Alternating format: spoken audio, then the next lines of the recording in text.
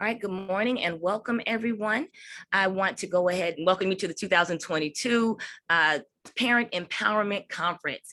We do have our co-presidents, Mr. Lawrence and Mr. Spencer, and they will be giving us the opening remarks for our conference. Go ahead, take it away, guys. Good morning, everybody. I hope that everybody is well. First to get go, I'd like to say thank you to our outreach committee chair, Ms. Christy Angel and her team, and all the panelists for coming out here, sharing and empowering our families. My name is Mr. Lawrence. I'm one of the co-presidents for District 75. Unfortunately, I won't be able to be here with you guys today. I look forward to seeing the recording, but I know this is going to be a successful because I have had a chance to review and look at the panelists credential, and I'm sorry that I won't be able to stay and partake into it.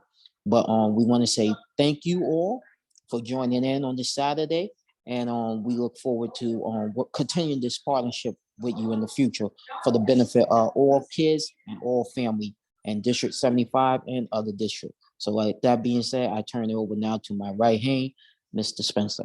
Thank you. Blessings and thank you, Mr. Lawrence. God bless you and Allah bless you all. Proud to be the co-president of the Citywide Council District 75, finishing up my 5th term. Want to echo Mr. Lawrence's gratitude for Treasurer Christy Angel and her outreach committee, all our 10, 11 members that contributed to where we are. And the thoughts that I want to start off with is my colleague Amy Ming Tsai and I started this journey 5 years ago.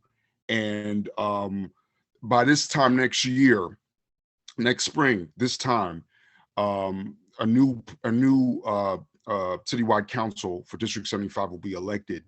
And I want it on record that I hope parents get this and see this as a foundation as to what this council is for our community. We have challenges in terms of communication. We have challenges in terms of transparency. We have challenges amongst ourselves. And this is how we advocate for ourselves and make it better than the way we found it. We have a collaboration here with tenured council members like VP Celia Green, Mr. Lawrence, Amy Ming Tsai, and myself, who's been in it for a few minutes, so to speak, and then Ms. Angel, Ms. Montavon, Ms. Husbands, and others on this council that are looking to push this council forward to make sure it's more accountable and more equitable for our kids. So please take this in, soak it in. It's the first of many.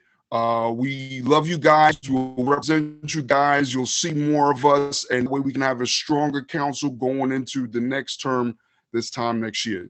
Thank you so much for your time. God bless you all. Stay safe, stay hydrated today, and I turn it over to the fabulous Ms. Christy Angel. Thank you, Mr. Spencer. Again, I want to say good morning and thank you to each of you for being here with us today. We are very pleased to be able to welcome those of you that have been here with us for a long time, as well as those of you who may be new to District 75 and the Citywide Council for District 75. We are proud to host the 2022 CCD75 Virtual Parent Empowerment Conference on this Zoom platform with all of you. Before we get started, I'd like to express my sincere appreciation to all of you who have helped make this event come together and be a success. My co-chair, Amy Ming Tsai, council members Constance Asiadu, and council members Christy Montalban. We could not have done it without you, so thank you, thank you, thank you. Also, today's sessions will include community services, social behavior and emotional well-being supports, transitional services into adulthood, arts and culture. Additionally, you will be guided through pertinent information regarding parent and student legal rights. Our goal is to prepare our parent and caregivers by empowering them with relevant knowledge. I want to give you a bit of guidance as to how our sessions and Q&As will work. The sessions will run for 30 minutes and there will be a 15-minute Q&A that will be allotted for all questions. The chat feature will be available for questions as well as the raised hand feature. If you need assistance, please type #support in the chat and someone will reach out to you to assist you. There will be 1 minute given per question. The theme of our conference is empowerment, and we're hoping that you feel empowered, truly empowered after this conference. Now I would like to introduce my co-moderator, Amy Tsai, and she will kick off our conference and our first session and introduce our panelists. Amy, take it away. Thank you so much, Christy, and thank you for bringing this conference to light. I want to just say good morning to everyone and welcome to our Empowering Conference. We are going to start with our session 1, supporting emotional, behavioral, and mental health needs for children with special needs. We have an amazing panel of contributors today, and we will hear each in the following order. Ryan Grimes, certified pediatric nurse practitioner in developmental behavioral pediatrics. Ryan has the honor of working with children and their families from infancy to young adulthood by evaluating, diagnosing, educating, and providing treatment for a wide variety of developmental behavioral difficulties. She received her master's in nursing from Vanderbilt University. Our second panelist, Rebecca Wright, a board certified behavior analysis school psychologist, Right Way Care, and is a doctorate in behavioral health candidate. Rebecca Wright is a certified behavior analyst and a licensed behavior analyst in the state of New York. She received both her undergraduate degrees in psychology and her master's of science in education at Long Island University. Rebecca has worked as a certified school psychologist for early intervention and has also worked as a behavior specialist for the Office of People with Developmental Disabilities in New York. She has 17 years of clinical experience working with individuals with special needs. She has extensive experience working with children and adults within their home, schools, and residential program. Our third panelist, Lala Yusubova, I apologize if I said your last name wrong, Executive Director of Spark Kids, Social and Enrichment Programs for Children. She holds a master's degree in early childhood, special education from Hunter College. She also holds an undergraduate degree from the University of Michigan of Business Management and Human Resources. Welcome, presenters, and I yield to you. Ryan, would you like to start? Absolutely. Thank you for having me. I appreciate this opportunity as a provider, but also as a mama in this. So I appreciate it. And also you may hear my little one in the background, so excuse him. But so I am a nurse practitioner. I work in developmental behavioral pediatrics, and oftentimes parents come to us as they are referred from either their community resources or primary care providers. I see anything from developmental delay to an premature baby, genetic condition, learning difficulties, ADHD, anxiety, coexisting conditions, autism, the list goes on. The problem that we're having, as I'm sure Ms. Wright will say, is that there's not enough providers. There are not enough providers. And so my goal as a person working in the field, as a mom who advocates, is to help with how parents can advocate on their own behalf. When I think of my own story, had I not known how the process works, my son's first disability that you could see was physical. You could see it. And when I went to primary care and said, hey, I have a concern about this, they said, let's just watch and see. And I said, you know what? I would rather you let me be crazy and let me be that mom and send me where I need to go so I can do something if there's something to be done, rather than just push it off. Let's wait another year. Because what I know as a provider is the earlier the intervention, the better the outcome. And that outcome was, hey, you need to emergently go to neurology. So I was thankful for that. So in my practice, my goal is to advocate and to build confidence with families, break barriers so that they can get the best care.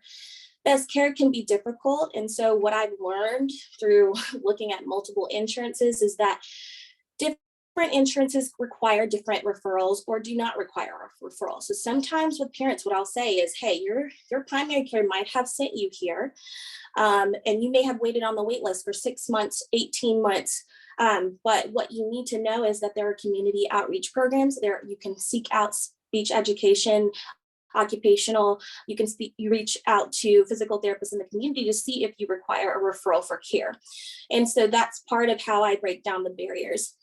The other thing that we do in clinic is try to affiliate ourselves with our community services. So I am in the state of North Carolina. And so in the state of North Carolina, for birth to 3, there is a program here through the CDSA. And through that program, they are able to assess children. And then if they still continue to meet criteria, we'll transition them into the exceptional children's program based on where their county is. And so these are things that I don't know primary care physicians are well aware of. They're not in our areas. So we have partnered with our primary care physicians to help educate them on, yes, the referral is accurate, but those families may sit on the wait list for 6 to 12 months. And so in that meantime, we need them to have early intervention care. That may come from private services, it may come through CDSA, but we need them to have and be linked to some kind of care and evaluation. The evaluations that we do in our clinic are not just sold to us. You can see a child psychologist, neurodevelopmental specialist as well. But again, there is limited resources out there, limited providers out there for what we do. And so in clinic, what I try to do is break barriers to care. And oftentimes my barriers happen to be socioeconomic or barriers of bias towards diagnosis or not wanting children to be labeled. And so I try to break those down as well. And in the way that I practice, because I'm not a medical provider, I'm a nurse, and I follow a nursing model, is that I follow that when I'm in the room with you, I'm talking about neurodiversity. I consider myself a neurodivergent person myself. I was an ex-preemie, got anxiety, ADHD, learning disabilities. And for me, what that means is it's a brain difference. It's a natural difference in my brain development, right? And rather than looking at that difference in my ability as a deficit, I'm looking at it as a difference. And my job as the provider is to assist families with optimizing the development of their child where they are, no matter what their diagnosis is. And so that's the perspective I take. And I think that perspective helps parents understand that when we're making a diagnosis, although we're looking at DSM-5 criteria, we're doing testing, we're looking at numbers. At the end of the day, what I'm trying to do is maybe clear out some of the differential diagnoses to prioritize so that I know how to implement their plan of care in terms of referrals. And again, those referrals can be anything from behavioral therapy, whether it's cognitive behavioral therapy, ABA therapy, speech, occupational therapy, physical therapy, equine therapy, which is horse therapy, aquatic therapy, art therapy. There is so much out there, but limited resources. And then other things that I do as a provider is help parents meet their child where they are. As a neurodivergent parent, it's hard. You went muted, Ryan. Okay, is that better? Yes, we got you back. As a neurodivergent parent, it's hard for me to parent my neurodivergent child. So if I have a family come in and their 13-year-old has a diagnosis of ADHD, and they're like, they are just so lazy. It is so frustrating to have to ask them to do these 3-step commands on the weekend to get their chores done because they just are so lazy. I have to go back and say, yeah, they're 13. So you're going to see typical 13-year-old behavior. But the other side of that is that they may lack an executive function. And then I explain executive functions are the ability to plan. So when you don't have the ability to plan and you have a parent who's sending you into fight or flight, you may avoid or resist what they're asking you to do, which appears to be oppositional or lazy. And so breaking that down for parents and saying, okay, so a better plan might be going back to what you want them to do and helping them know how to do those steps. It might be a visual aid. It may be you regulating yourself first and understanding that you're triggered by the fact that you asked them to do a request 1, 2, 3, 4 times, and they haven't done it. And so by the time you're fed up, you're yelling, and that doesn't help. So taking the conflict out is first. And so I teach parents a lot about regulating themselves. So if I see it in the room, I'll say, I see that you're very triggered by this behavior. And the first thing I need you to do is regulate yourself. And that's hard. It's hard for me. I don't have all the answers. 48 hours was coming 3 days ago for my son because I was like, I'm done with you. It's hard to do. Everything is on a spectrum. The other thing is that many of the families that I deal with are in families of neurodivergence. Mom has ADHD, child has ADHD, mom has learning difficulties. So to meet your child where they are, it can be even more difficult. So allowing them the space to express their frustrations, but also say, it is okay to know that you are maybe not the right teacher for your child. And how can we get them tutoring services and what can we do? And then lastly, I just wanted to talk about the working relationships that I have with parents as a provider in the community. So for me as a practitioner, the things that I do can be sitting in on IEP meetings, can be explaining the difference between an IEP meeting and 504 plan, helping to advocate families that may need to progress from a 504 plan to an IEP and the reasons why.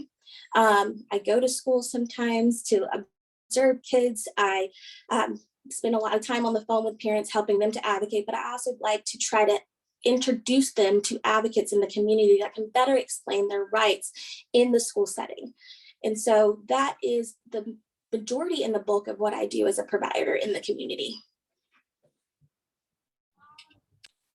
Thank you so much, Ryan. We're gonna go to Rebecca. Rebecca, are you ready? Yes, good morning. Thank you for having me. It's an honor to be here. Special thanks to the Citywide Council of District 75. I do have a PowerPoint presentation. So Christy, can I kind of share my screen? Do I have Absolutely. the ability? Okay, because I want to respect the time. I want to respect the time. All right. So I'm going to do a very brief presentation. Give me one second. Yes, a very brief presentation on supporting the emotional, behavioral, and mental health needs of special needs children. And in this presentation, I'm going to go over the relationship between the special needs population and mental health, special populations and social emotional skills, and lastly, the emotional support needed for parents that have children with disabilities. So in 2000, when it comes to mental health, in 2014 and 2015, they noticed that there was an increase among those with special needs, more specifically autism, that there were higher rates of psychiatric disorders being diagnosed in comparison to the general population, those that do not have special needs. And so we were seeing an increase in anxiety disorders, ADHD, obsessive compulsive disorders, depression, and also mood disorders. I'm just going to move this out of the way so you guys can see the whole slide. And of course, if you have an increase in the diagnosis, you also have an increase in the rates of psychotropic medication for our kids. So you're going to have children with special needs who are taking one or more medications per day. And so you ask yourself, why is this occurring? Why does there seem to be an increase in the psychiatric disorders among our special needs children? Well, of course, we talk about genetics, but then if you look at this list that I have here of the difficulties that our children face on a daily basis due to their special needs, you would understand that the difficulty of them maintaining relationships, creating relationships, friendships, and also if they're having problems with hygiene, they might be rejected. And also if they do not have self-control over their maladaptive behaviors, they may also feel rejected as well. So our kids are more prone to feelings of anxiety, loneliness, isolation, depression, rejection, and other feelings. Unfortunately, almost for the older population, even suicide, unfortunately. And now that we're talking about mental health services for our kids with special needs, what do the parents face when they're trying to advocate for their child to get mental health services in healthcare? Right? What are the challenges? Well, I will say this, not only in the mental health department, but also in the primary care department, health department, that most of our care, well, I'll say some healthcare providers are not trained to provide services to the special needs population. For example, in the general population, when you're trying to diagnose a child or individual, you're doing interviews, questionnaires. But when we come to the special needs population, if they're having issues with the verbal language, impaired cognitive abilities, and maladaptive behaviors that make it difficult for the healthcare providers to actually get a real good understanding of the symptoms and be able to diagnose. I mean, sure, they have observations and sure they have reports from the caregivers, but sometimes it's not accurate. So you might have an increase of a misdiagnosis for our kids. And so, and when you look at the aged out individuals, we're talking about the individuals with special needs who are 21, they're out of school, or 25, or they have ran out of their health insurance coverage. You have a lack of access to facilities that provide mental health services for the special needs population. We also have a lack of access to health insurance coverage, and also the inability to pay for services. So with all of these issues that the parent is facing, to advocate for their child to get mental health services, what is the solution? The solution is this: we need more healthcare research that includes the special needs population. We need new diagnostic tools for the special needs population. We need more awareness and more training for behavioral health professionals and primary care professionals. And lastly, we also need parents to continue to advocate not just for their children in the realm of education, but also in healthcare itself. Here is an example of what most healthcare workers are trying to improve: patience, empathy, anticipate the individualized needs of the patient with accommodations. They need to accommodate your child. And I have a lot of horror stories about that. They need resources that they can refer you to special people who specialize in the population. And they need, most importantly, to listen. Right. So now that we talked about mental health, we're going to go into the meat of it, which is the social emotional skills that are needed for our kids to succeed. The definition is social emotional skills are the child's ability to identify and also to appropriately respond to the emotions of others. Due to the time restraints, if there's any further time later on, I can explain how each of these basic skills can be taught, but I will just go over it briefly. Your child should learn how to label the emotions of themselves and others. They should be able to explain why they feel the way that they feel. Number 3, they should learn how to show empathy towards others, and that's pretty tricky, but it is possible. Number 4, they should learn to express their emotions without engaging in inappropriate behaviors. That means coping skills. Number 5, they should have an appropriate level of interest in other people's actions and belongings, or, show some type of level of enthusiasm over someone else's positive behaviors. And lastly, number 6, they should be able to anticipate how a peer might react to their behaviors, or learn to avoid certain behaviors that might elicit negative reactions from others. So that's what where it comes from, the perspective taking skill. All right, and we always talk about the child, but we never talk about the parents. And I heard it mentioned earlier by Ms. Grimes about, the parents need help too as well. So what do you think the parents are going through? Well, we've noticed through research that parents who have special needs children are prone to chronic depression and anxiety.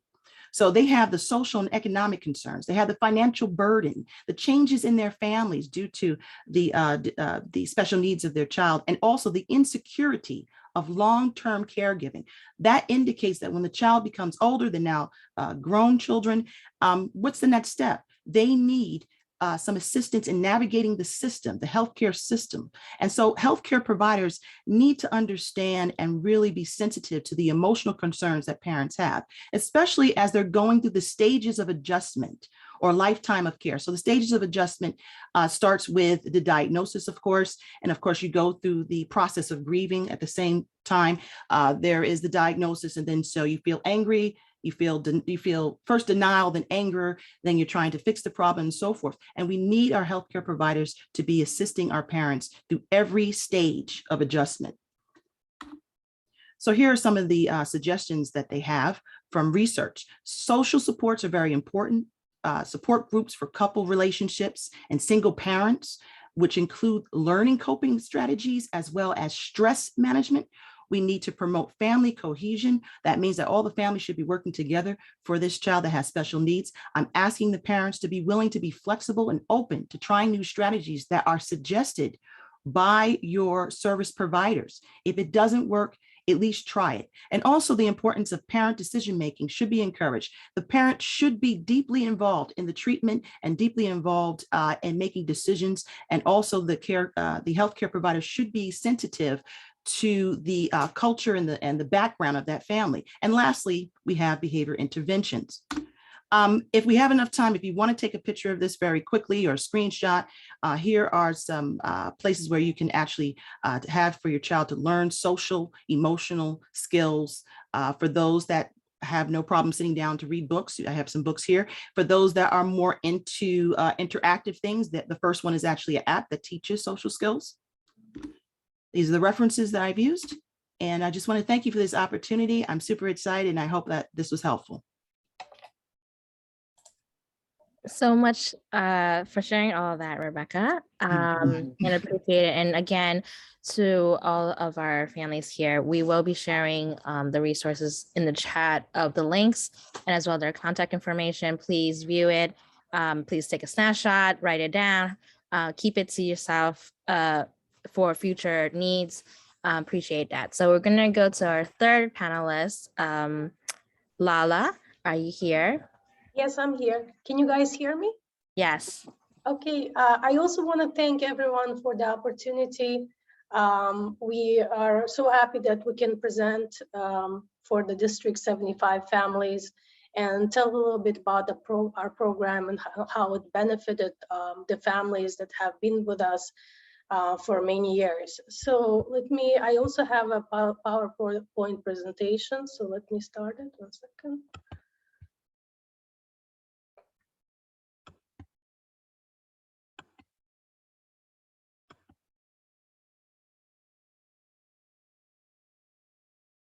Christy, can you see the whole screen? It's perfect. Okay, thank you. So Spark Kids has been founded in 2013 by Dr. Bobby Donan. She has founded the program because she has 2 kids that are on the spectrum. And as they were aging, she couldn't find a program that would provide different types of art, science, sports activities under the same umbrella. So she decided to start a program and hire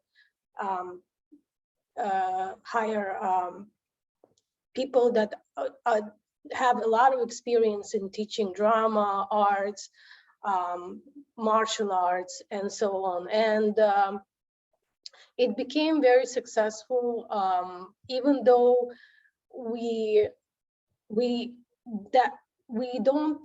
not known in the community, but the families that have found out about us, they've been with us for many years.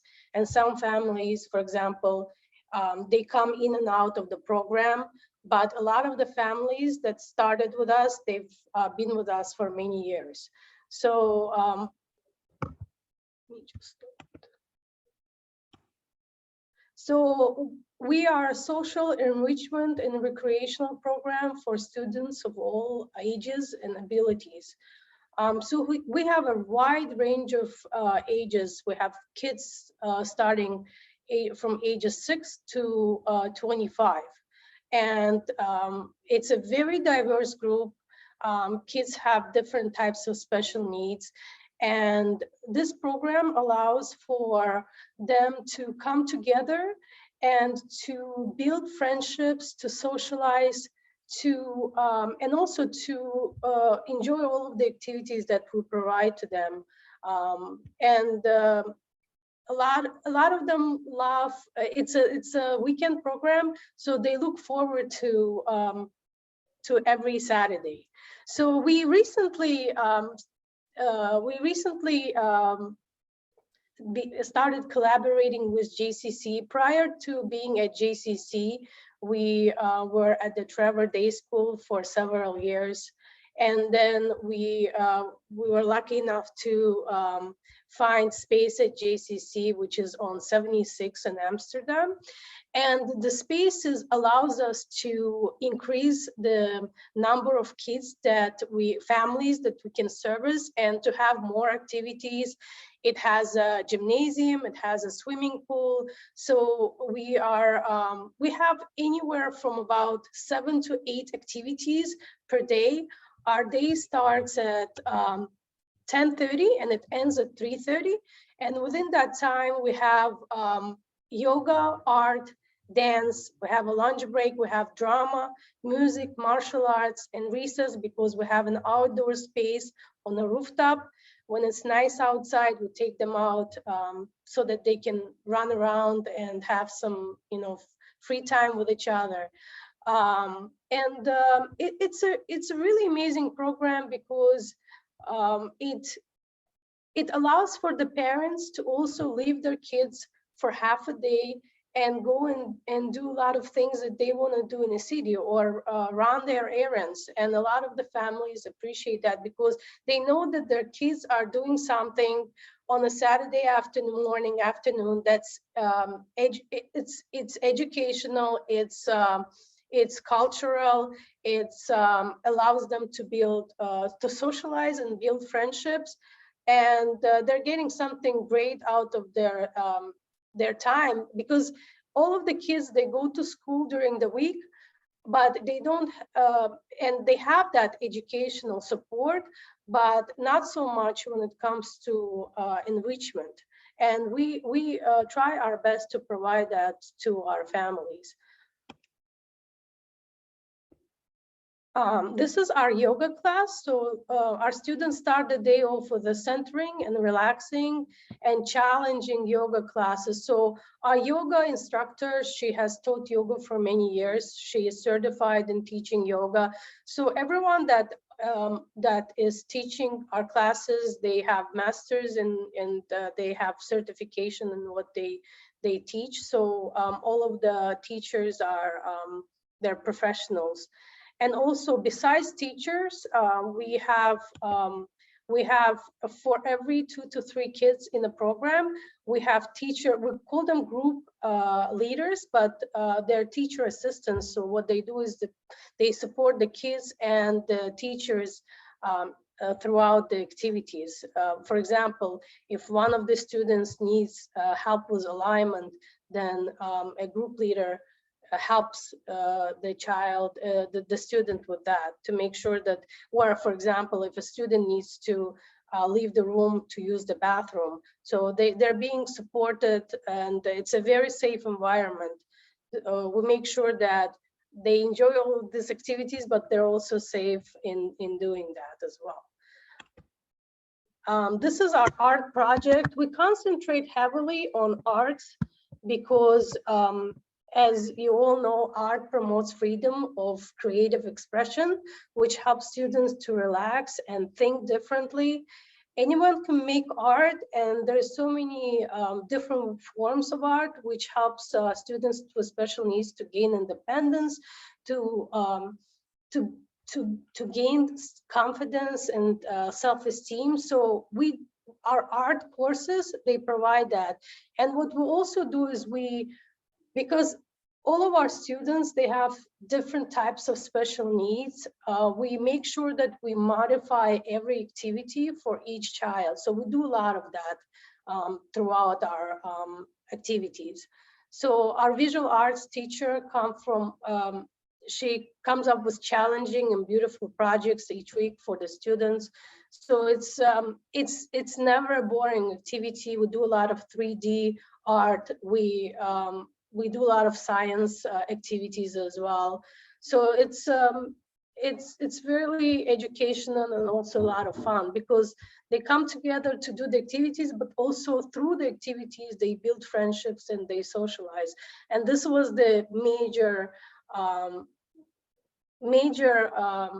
shortage that Dr. Bobby experienced when she was looking for programs for her sons, because she couldn't find a program that would provide both the activities and the social aspect of it as well.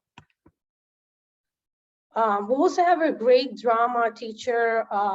He graduated from Columbia University, and what we do is at the end of every semester, at the end of every semester, we put together a show. So let's say towards like the last months of the semester, the teachers and the students, they work on a show, and they work on putting together a show from the start till the end, and then they present it to all the families and friends.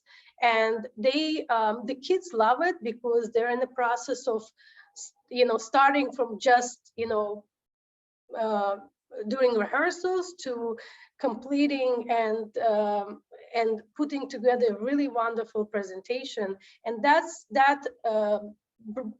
gives them a lot of satisfaction and confidence and self-esteem, and they love doing that. So it's another aspect of our program that we're very proud of. We have an amazing music class. We love to hear our students' voices, and we sing our favorite songs in music class. And we also, when we do shows, parts of it has to do with music. So some of the classes we use for rehearsals as well. And then we have dance class. Our students love to dance, they love to move around. So this is also another way for them to express their creativity and also be social and make friendships. Another aspect of our program is to do trips and also bring special guests. About 3 to 4 weeks ago, we had a Spider-Man come in, and our kids they love superheroes, so they love having us put together this special guests coming in. Or, for example, we also go to museums, we do field trips. Last semester, prior to COVID, actually, we took them to 92nd Y for a swimming session. And actually, we're hoping that now that we are at JCC, which has a beautiful swimming pool, that we'll be able to actually do it more often.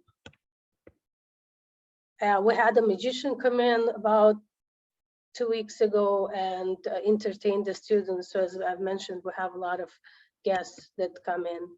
And here's one of our students getting in the act with the magic presenter.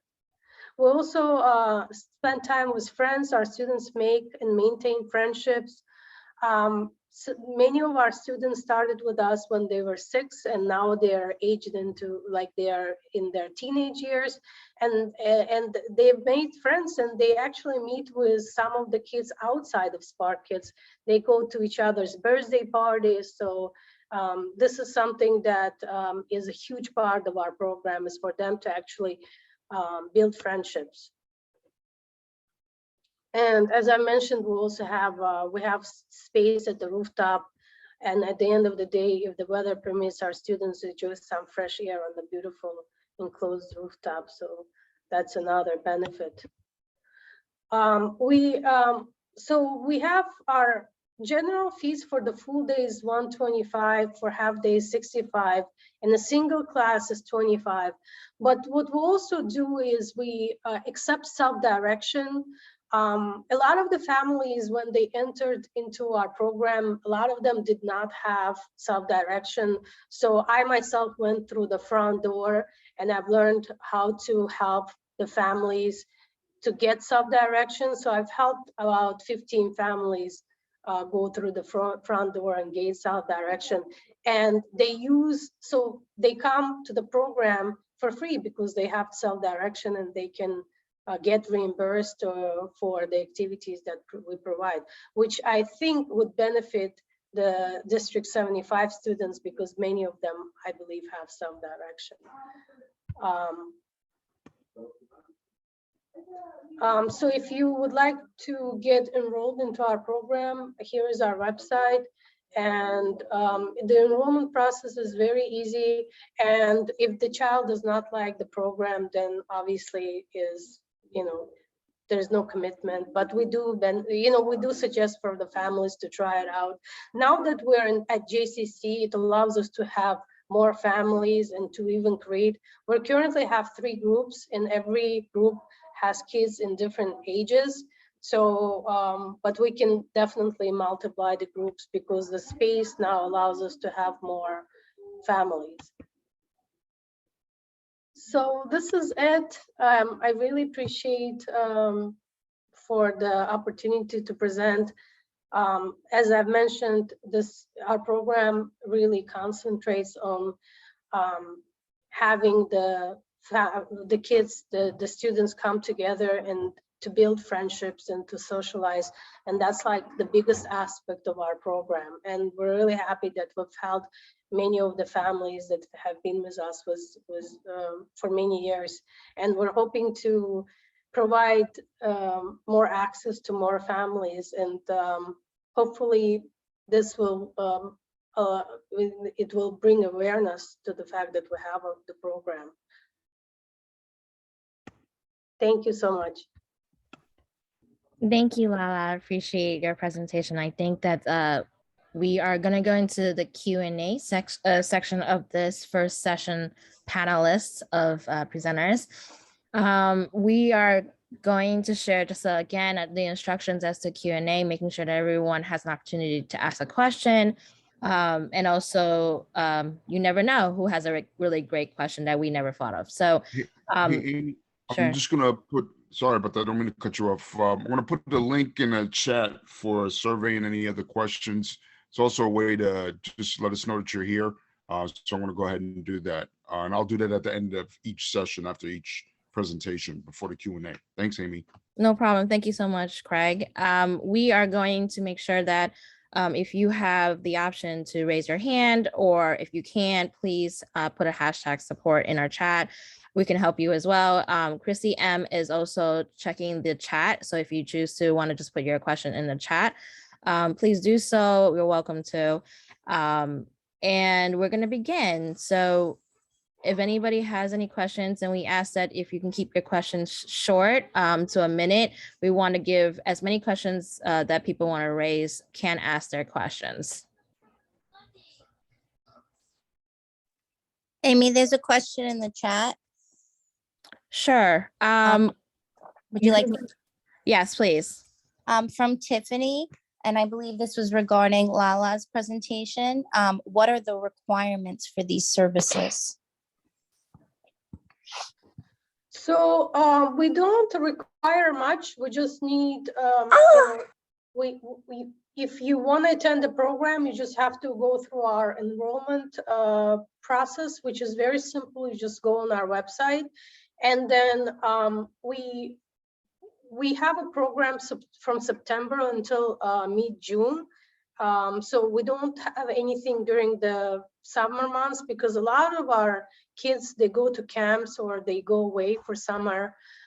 So we don't provide any summer activities at this time, but we're hoping that as we grow, we might actually have summer program as well. But you don't really need to, we don't really have that many requirements. What you do is you sign up for the program and you try it out. If you like it, then you can continue attending. And as long as it's a good, if your child enjoys the program and you feel like this could benefit your child, then you continue attending. And if you have a self-direction, then that's you get reimbursed for attending the program. If not, then we also, as I've mentioned, I've helped a lot of families go through the front door and get self-direction, so that they can get reimbursed, not just for our program, but for many other programs that are out there that is in existence for kids with special needs. So.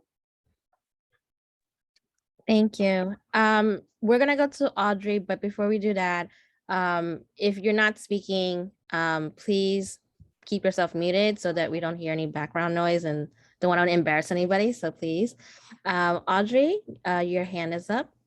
Hi, good morning. I have two children with autism, both adults. One's 26, one's 18. I don't know much about self-direction. We do have the Medicaid waiver. So is self-direction complicated, and is it really worth it? It is a little complicated because it takes time, but the main thing is to go through, to register for the front door and go through the process. And once you do that, then it takes about anywhere from 3 to 6 months to get a self-direction, and it is really beneficial if you are going to use it towards different programs. Yes, because you can get reimbursed for them or not even pay out of pocket at all. And like, for example, we have families that pay us in advance and then they get reimbursed. And we also have families that I just bill the agencies directly, so they don't even deal with that part of it. So it is beneficial if you are going to use up the money that they provide to you towards activities. If you're not really going to use it, then not really doesn't make sense to go through the process of getting self-direction, because it's time consuming, and it takes it takes a little bit of work. And that's something you help with, you said? I do help, like if it's a family that attends our program, then yes, I do help, but that's not my main concentration. I just help the families because I believe that it's a great thing to have, obviously. Okay. Just to Great, thank answer Audrey's question as to more information on OPWD services or self-direction, we actually have a presenter this morning who will be touching a little bit about it. So great. stay on and listen to the rest of our conference. Appreciate it. Do we have any more hands raised or questions in the chat, Christy? I see one from Galaxy. It's Galaxy Note, and then we do have another one in the chat as well. Hi, good morning. Actually, my name is Sonia, and I have a question. My son has front door service. Does he needs to pay any fee for those programs? No, if you have self-direction and if the program does accept self-direction, then you don't have to pay any fee. But it depends on the program. Each program does different, reimburses things differently. So you have to, it depends on the program that you choose. Okay, great. Thank you so much. You're welcome. We can go to the question in the chat. I do believe that was the same one. It was Miss Sonia that was actually speaking. I do have a question that I would like to submit for Ryan. For parents that may not know what a developmental pediatric doctor is, how would you say, what is the process of becoming one, or excuse me, of getting referred to one if we don't know where do we start at in that regard? Yeah, so normally our referrals are coming from primary care, but Google is good. And so what I normally will tell families, especially having been in rural areas where there's limited access, is to look for it on Google. Developmental specialist is usually what parents will say they've Googled. But normally I would just tell them to look for a developmental behavioral specialist or a psychologist.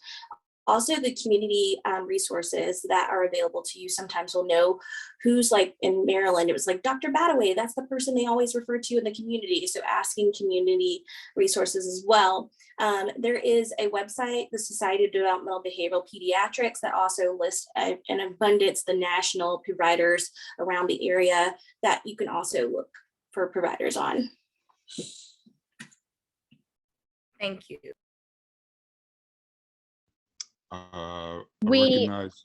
we're gonna go to Beatrice because I think Sonia had a question already that we answered. I want to give opportunity to Beatrice. Hi, good afternoon, everyone. It's still good morning. Sorry about that. My question. Good morning, Beatrice. Good morning. My question was to actually everyone there. I was asking in connection with the services. I was asking where do they have it? Do they have it in the Bronx, or where are they located? If you want to join the program, where are they? Like, And do they have in the Bronx, Manhattan, Queens? And if so, what is the So if what do you're different asking places about provide? self-direction No, services, not self-direction. I'm asking about you. I'm actually speaking. I'm asking about your program. Where are they we located? we only have one location right now, which is on the Okay. Upper West Side of Manhattan. We're at the Only one location? Are you GCC. opening more? Well, hopefully, if we get big, we will open more, and that's the reason why I really appreciate for this opportunity, because even though, you know, not too many families know about us, because we've been around for many years, but we were kind of small, and now that we are at the location where we are now, we're able to have more families come in, and hopefully, if we do well with that, then we can actually open more locations in different boroughs. Yes. I just wanted to follow-up question to that. If this is, I'm guessing, a program that a family would have to travel just to get to your program, can you in any way help support families that are unable to go to your current location? Like any reimbursement as to like traveling on in a taxi or bus? Or do they have transportation to the We do program? not provide transportation at this time, but a lot of the families, because if they have self-direction, I think they do have some, they do get reimbursed for taking transportation, but that's not something that we provide at this time.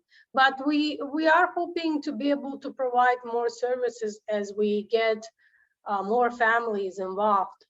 As I mentioned, for many years. Yes.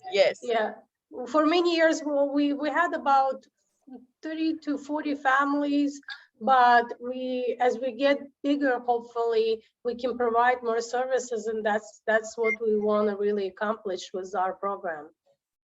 Yes, I think that sorry.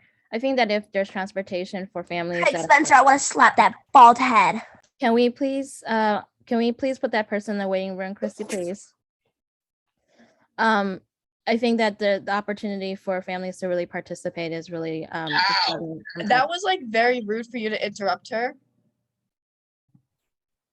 Christy, can we put that person in the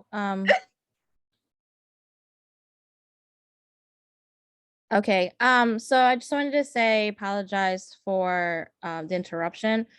We do have some other panelists in other sessions, so we just want to be mindful of time because we are inviting them into this space. So if you have a question, please wait till a little bit later. We will have a little bit of a time for Q&As, or you can put in a chat, or you can also share with us through email at d75council@schoolsnyc.gov, and we will put our email address in the chat.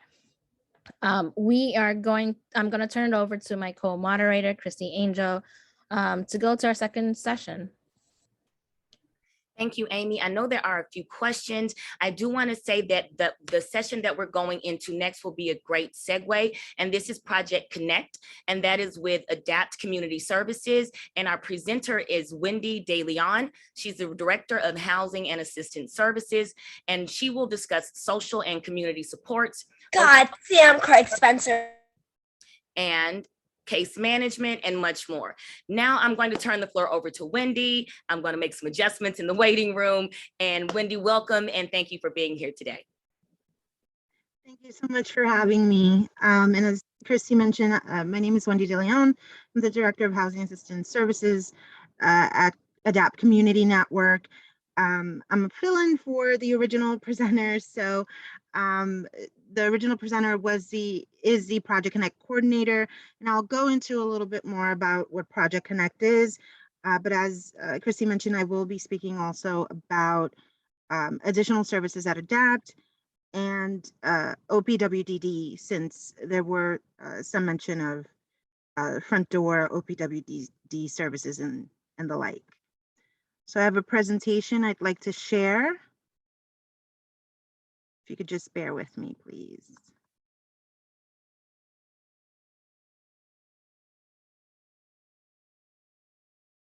So Project Connect, the social and community supports. I'd like to just start by giving you a little information about the agency. Adapt Community Network is a human service not-for-profit providing cutting-edge programs and services for people with disabilities. Our mission is to empower people through innovative solutions, one person at a time, and we are accredited through several third-party organizations that focus on quality standards for social service and health service organizations. Some of those third parties are CARF, CQL, and CQA. So supports and services that adapt. We have 100 comprehensive programs that include education, health, technology, residential and recreational services for over 18,000 individuals and families annually who are living with disabilities such as autism, cerebral palsy, Down syndrome, neuromuscular disorders, among many others. Gosh, I just want to lick cream off of Craig's head so bad. And this is just a list of some of the services that are provided, and I'll go into them a little bit more later on in the presentation. But I do want to start by talking about the New York State Office for People with Developmental Disabilities, or as I'll refer to it from now on as OPWDD. And that's a very important acronym to remember because beyond the Department of Education, OPWDD focuses on services for people with developmental and or intellectual disabilities. So if DOE doesn't provide the service for you, then you may be able to find that service under OPWDD funded programs. So what is OPWDD? OPWDD is a state agency that provides services to people of all ages with intellectual and developmental disabilities. Also to many children who have an IEP, classifications of intellectual disability, multiple disabilities, or autism, just to name a few can qualify for these services.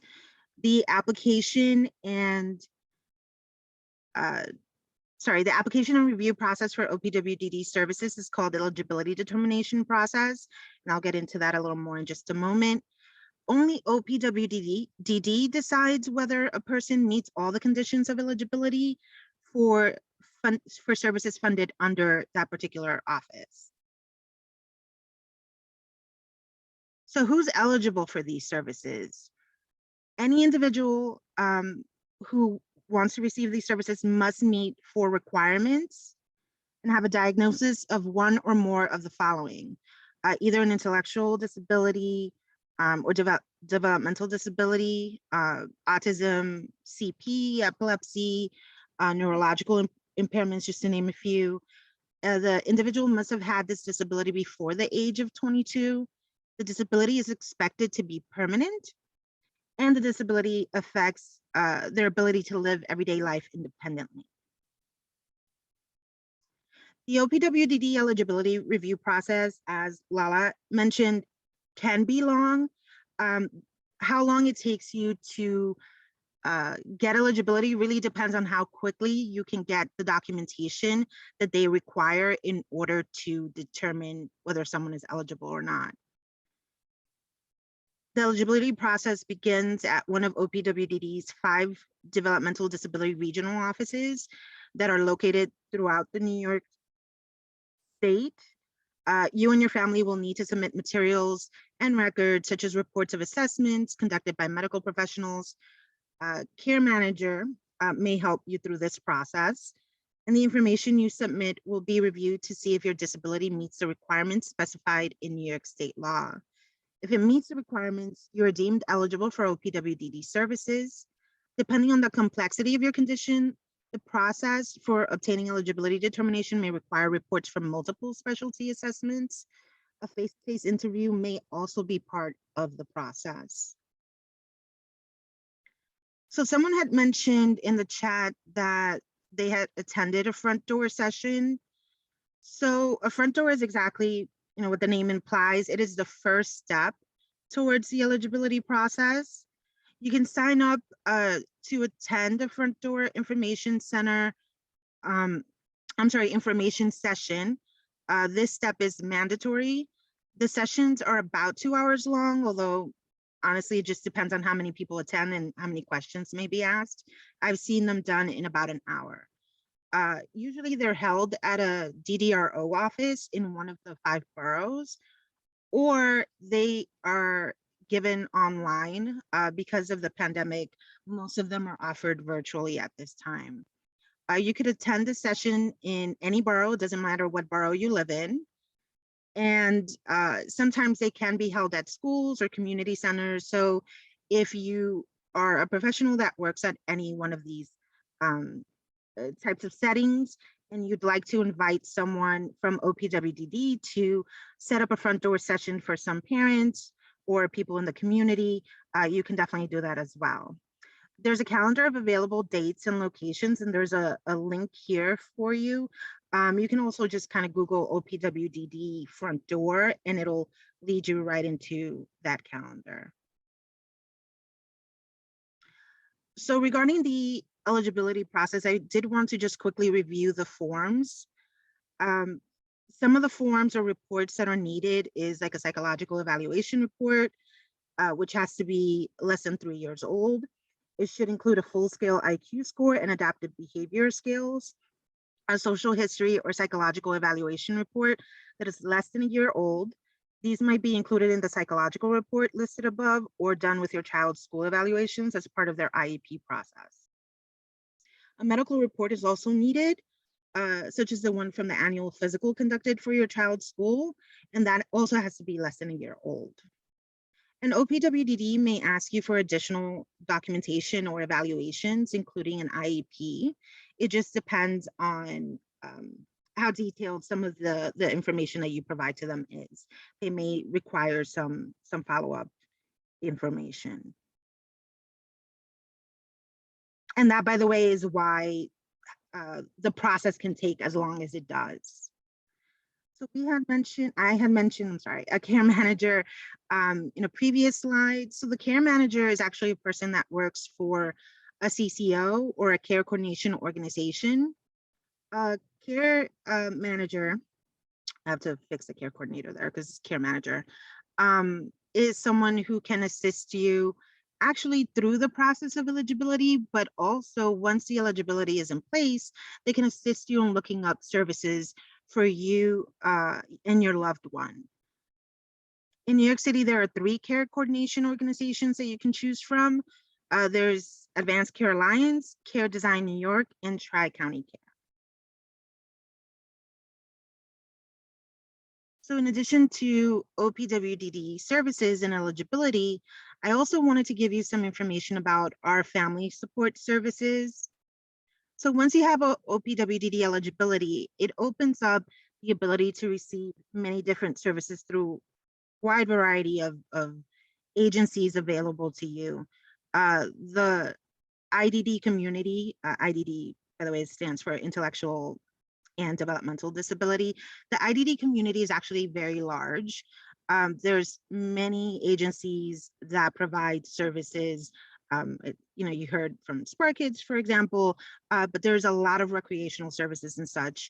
So once the eligibility is in place, you can get services through agencies that receive specifically OPWDD funds. So some of the services you can get are family support. Under our family support services at ADAPT, we offer Project Connect, which is our information and referral resource for assistance and support in accessing services, not only within our agency, but outside of it as well. Because if we don't provide the program, then we definitely want to lead you towards a service or organization that will provide what you're looking for or what you and your loved one need. ADAPT provides services to people living in all 5 boroughs. Project Connect is available 5 days a week to answer your inquiries. And here you can see the toll-free number and email in case you have any questions. And that is really our version of a front door, right? In order to start the process for our services, you would normally begin through Project Connect. So under family support, we also have family reimbursement. And family reimbursement provides funds to families of individuals who are approved for services through OPWDD and live at home with family. These funds cover the cost of goods and services that are not obtainable through other sources. So if Medicaid or your other health insurance will not cover it, or maybe covered it, but you haven't, you need a replacement and they have a certain time frame that they'll only cover that particular item every 3 years or every 5 years, family reimbursement may be a great way to get some assistance for some of those out-of-pocket costs. Some of the items that are being covered at this time are clothing, respite care when it comes to emergency needs only, eligible furniture, things like camp programs, recreational activities and classes. And families are eligible to apply once per fiscal year, and the fiscal year runs from July 1st through June 30th. So June 30th of 2022, our fiscal year 22 will end, and our fiscal year 23 will start on July 1st of 2022. Receipts must be dated within the current fiscal year in order to be eligible for reimbursement. Family reimbursement also covers things like durable medical equipment. So wheelchair parts, hospital beds, walkers, and so on. Medical documentation supporting the need for this equipment has to be included. And this could be a letter from the physical therapist, the occupational therapist, the doctor, and so on. The letter must include a signature and a license number. And you must also show proof that Medicaid or whatever other medical insurance you have did not cover the item. So you do have to request the item through them first and get a letter indicating that they weren't going to cover it for you. In addition to family reimbursement, there's a housing assistance services program, which I run. And through that program, we offer advocacy, information, and referral services for a wide range of housing needs. In order to be eligible, families must live in any of the 5 boroughs and have a member of the household or a head of household who is OPWDD eligible. Some of the most common requests we get for our program is people looking for assistance in finding low-income, affordable, or accessible housing. Things like referrals for rent arrears programs. Rent arrears is when you fall behind on the payment of your rent or even utilities. Pest control assistance, information on the eviction process, which unfortunately, because so many people fell behind on their rent, we're hearing a lot about now through the pandemic. We also can provide information about housing court and referral to legal services. And we also provide a lot of information about tenant rights. Please note that under this program, we don't rent apartments, nor do we provide financial assistance. Another program through family support is our Doorways to Independence program, which covers home modifications. So the program provides services to people with disabilities, the elderly, and the medically frail. Funding is available to cover the cost of modifications that will improve physical access and safety within the home. You could be a homeowner, a co-op owner, or even a renter to qualify for assistance. So the home modification services to persons with disabilities, elderly, and the medically frail are covered through 2 funding sources. Funding can cover things like a ramp, a stair lift, or even bathroom modifications. I do want to say this is one of just a handful of programs offered through ADAPT where there is some funding available for people who are not OPWDD eligible, right? So through this program, we actually have 2 funding sources. One of them is OPWDD, and of course for that you do need their eligibility. And the other one is the Department for Home and Community Renewal. So for that one, you don't require OPWDD eligibility. You simply have to live in New York City and have some kind of disability that prevents you from accessing your home safely. And there are more eligibility requirements for each of these, but those are the two general ones. Community habilitation is also offered under family support. And this particular program provides services to people of all ages who are looking to improve their independence in the community and at home. You also do require eligibility through OPWDD for this program. They offer individualized approach with one-to-one staffing to help people achieve their self-determined goals. Some of these goals can be things like socialization, learn how to make friends. There's been people who want to learn how to conduct themselves on a date, for example, how to ask someone on a date. There's been people who just want to improve their skills with technology, using a laptop or a tablet. We actually have someone under this program who started his own business. He has like an accessibility pen, a pen that he designed, or a pointer that he designed to allow people with a limited mobility of their hands and their arms to be able to point at things and click on a lot of the touch screens and phones and things of that nature that are available nowadays. So that's just a few examples of what can be covered under that program. OPWDD also has funding for its own housing subsidy program, much like Section 8 and CityFEPs and all these other sort of rental assistance programs. OPWDD has its own funding line for a housing subsidy. So it's meant to support people who want to live independently in the community by subsidizing a portion of the rent. The OPWDD housing subsidy program at ADAPT gives recipients assistance to afford housing in the broader community. Individuals can choose to live alone, they can have roommates or even a live-in caregiver. They are expected to contribute approximately 30% of their countable income. So this is very much like any other housing rental assistance program that's out there. And the housing subsidy pays a difference up to the maximum allowable. So there is a maximum rent that they could cover. And there are some other eligibility requirements for this, but this summarizes pretty much what the program can offer. So additional supports and services that ADAPT include our preschool programs, school age program, recreational services, respite, Family Connect. I want to mention specifically because this is workshops and educational resources for New York City parents and professionals. All the other programs, except preschool and school age, but recreation, respite, they do require OPWDD eligibility.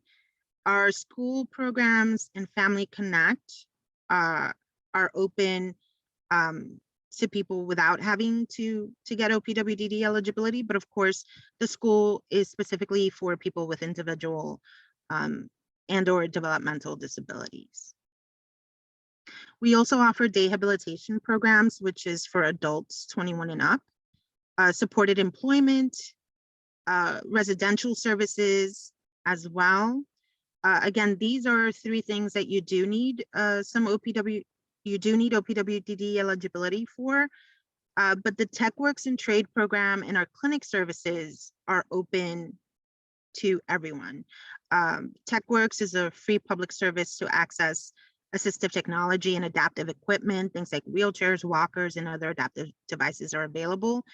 You can actually, it's sort of a loan program. So if you are waiting on some repairs to your wheelchair or just want to try a particular adaptive device because you're not sure that would work for your child or your loved one, you can reach out to TechWorks and Trade and ask to borrow them just to try them out or to use them while you wait for your durable medical equipment to be ready. In our clinic, we have Article 28 and Article 16 clinics in the Bronx and Brooklyn. I do want to point out these services because not every there's specialized doctors for people who have intellectual and developmental disabilities, but not every medical service and every professional knows about the special needs that is required for someone with intellectual disability or developmental disability, certain sensory needs, for example, that maybe they require a specific appointment time where the room's not going to be full of waiting patients that are very noisy. There may be some light adjustments that are needed because of sensory requirements.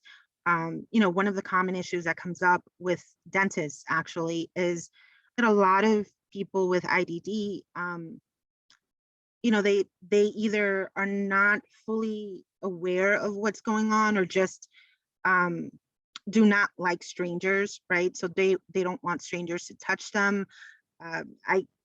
Me personally, I look at dental equipment and I'm like, what is that? So I can only imagine. So a lot of people do require to be put to sleep, even for something as basic as teeth cleaning. And so people who are professionals that are trained, that understand the needs of this particular population, are very much in demand. And so our clinic services definitely are staffed with people who fully understand some of the very special needs that are required or that people with IDD may have. So that concludes my presentation. Again, here's a number for Project Connect and our email. Please also visit our website for any information on upcoming events or some of the workshops for parents. You can also follow us through social media. We also post a lot of the information on upcoming events, such as those workshops and other programs and such. So it's a great way for you to keep up to date with what's going on with the DAP Community Network. So any questions, or I'm not sure if we have time for questions right now, or. No, we absolutely do have questions, time for questions in your session. I'm going to hand it over to Christy Montalvan and to co-president Craig Spencer. There are a couple of questions in the chat if you guys can read those. And then afterwards, we'll go ahead and let anyone who has a hand raised, go ahead and step forward and speak your question as well. Hey, Christy M, can you just monitor the chat? I'm going to monitor the hands raised. Yes, I got it. So the first question we have is, does this cover swimming lessons? If we're talking about family reimbursement, yes, they can, again, with a medical note from a physical therapist or occupational therapist that has their signature in a medical license number.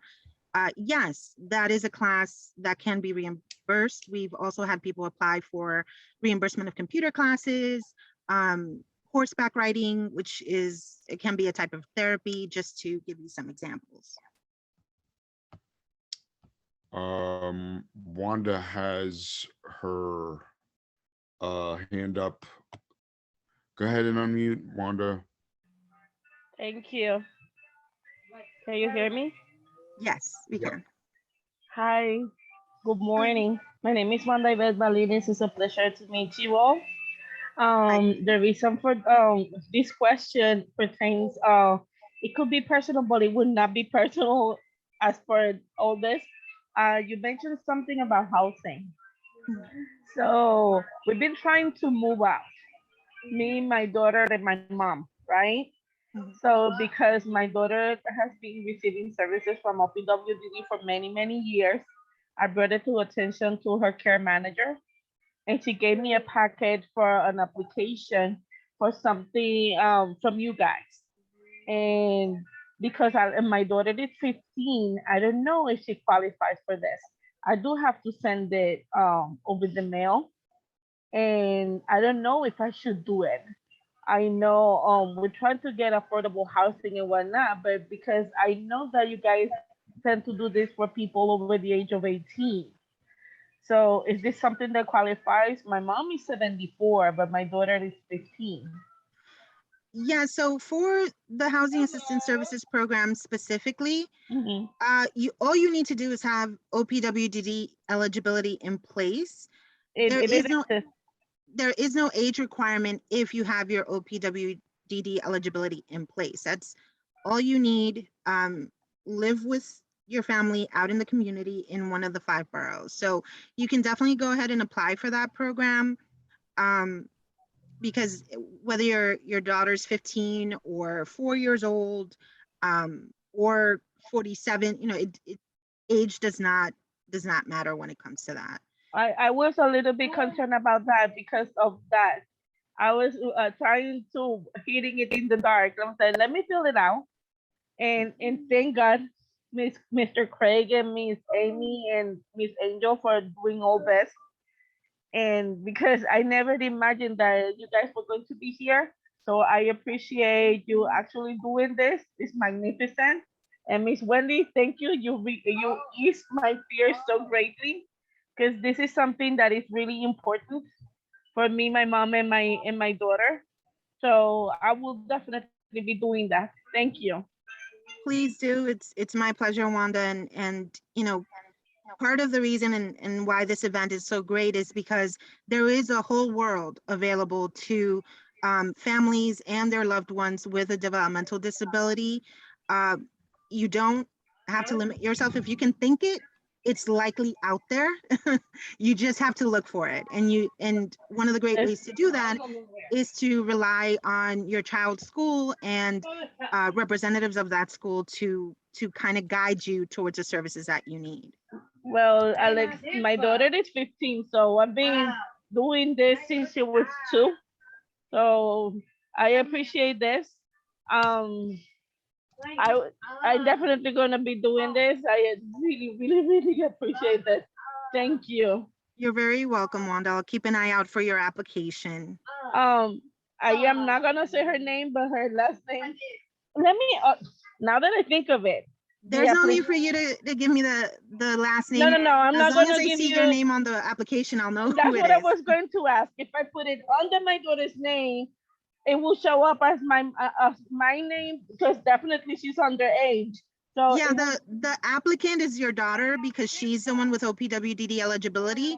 Okay. But you'll see on our application that right under that we ask for the head of household, which I assume is you, and that's where we would see your name. So okay, so yes, I did it like that. So I just needed to make sure that I didn't do it wrong. I didn't do it wrong. Okay. Thank you, Not at Ms. all. Wendy. And of course, if you have more questions, please reach out to our Project Connect, and we'll be able to address your questions as well. Okay. Thank you. You're very welcome. Definitely. So I'm not gonna take much more of your time. Have a great day, and thank you again. You're welcome. You thank too. you, Mr. Spencer. Thank you, Wanda. Great to see you. Same Beatrice. here. We have 2 more questions from the chat from Audrey. The first one was, will this cover braces? And then the second one I think was pertaining to the home assistance. Will it help with purchasing a home? And Beatrice, you'll be next after that. Great question about the braces. I have to say I have not heard of braces being covered under family reimbursement, but then again, the other side of that is I have not heard of someone asking for braces to be covered or assistance for braces under family reimbursement. As long as there's some justification for the request, and that's honestly really what it comes down to, right? There has to be a good reason as to why this program is needed for your loved one. If you can justify that, the out-of-pocket cost for the braces is needed, and there is someone, there's a medical aspect of it that says that the braces are needed, then we can definitely push that application along to the DDRO and see what they say. But honestly, with a lot of the requests, because we get applications from hundreds of families throughout the 5 boroughs. Everyone has their own needs. Everyone may be doing different things with their loved one. So what we say to people is try. There's no, it doesn't hurt to try. The worst case scenario is you may be told no, unfortunately we don't cover that, in which case you're back to the same situation you're at now. The family reimbursement application honestly is so straightforward. It's crazy how easy that is to fill out. So please try, and we will advocate for the need for that assistance as much as we can with the DDRO. Thank you. And So buying your own home, yes, we can assist you, or I should say provide information to you about the process of purchasing a home. But I do want to say, for people who are looking to move, who are looking to purchase a home, start doing the foundation work now. Things that are looked at when you're looking to move or even buy a home: your credit, your financial situation. These are things that you can work on now, before or while you're aiming to get OPWDD eligibility for your child, or even before you apply for our program. Because these are foundational things, right? These are things that we know are needed and you can work on without necessarily the support of anyone else. Um, so I say start building those foundations, and definitely reach out to us. We can, and we have assisted people in providing information through home ownership and so on. Perfect. We do have a hand raised from Beatrice. You may ask your question.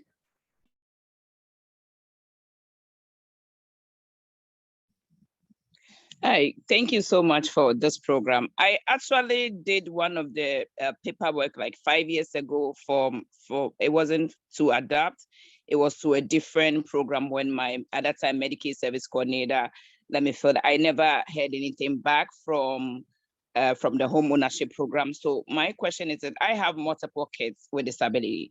So I am already in the process and I am already being gotten pre-approval. My question to you is this: what do you guys help with when it comes to home ownership? Is it for down payments? Is it for what do adopt help with when it comes to getting a house for kids with, especially multiple kids with disability?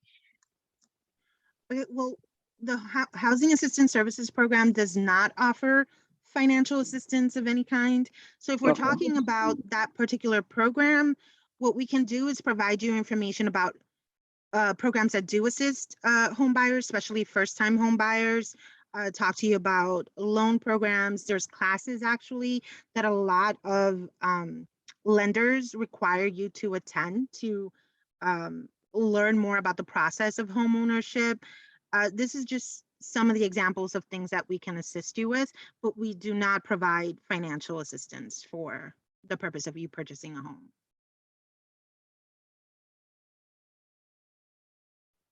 We have one more question in the chat. It says, for housing, are there places in regular areas or special areas for disabilities? Well, there's housing available anywhere. New York City Housing Authority, for example, has apartments that are modified specifically for people who have some kind of mobility impairment. HPD, the Housing Preservation and Development, by now I hope everyone's heard of apartment lotteries through their particular department. They also offer about 7% of all new apartments that are catered towards people, or I should say, built for people who have some type of disability, either mobility impairment, visual impairment, or hearing impairment. There's also, your typical apartment. The home modification program can assist you in modifying the apartment so that it caters more to a specific need, like widening doorways, because your adult wheelchair is wide and cannot get through some of those sort of pre-war style doorways that are found in some of the buildings in New York City.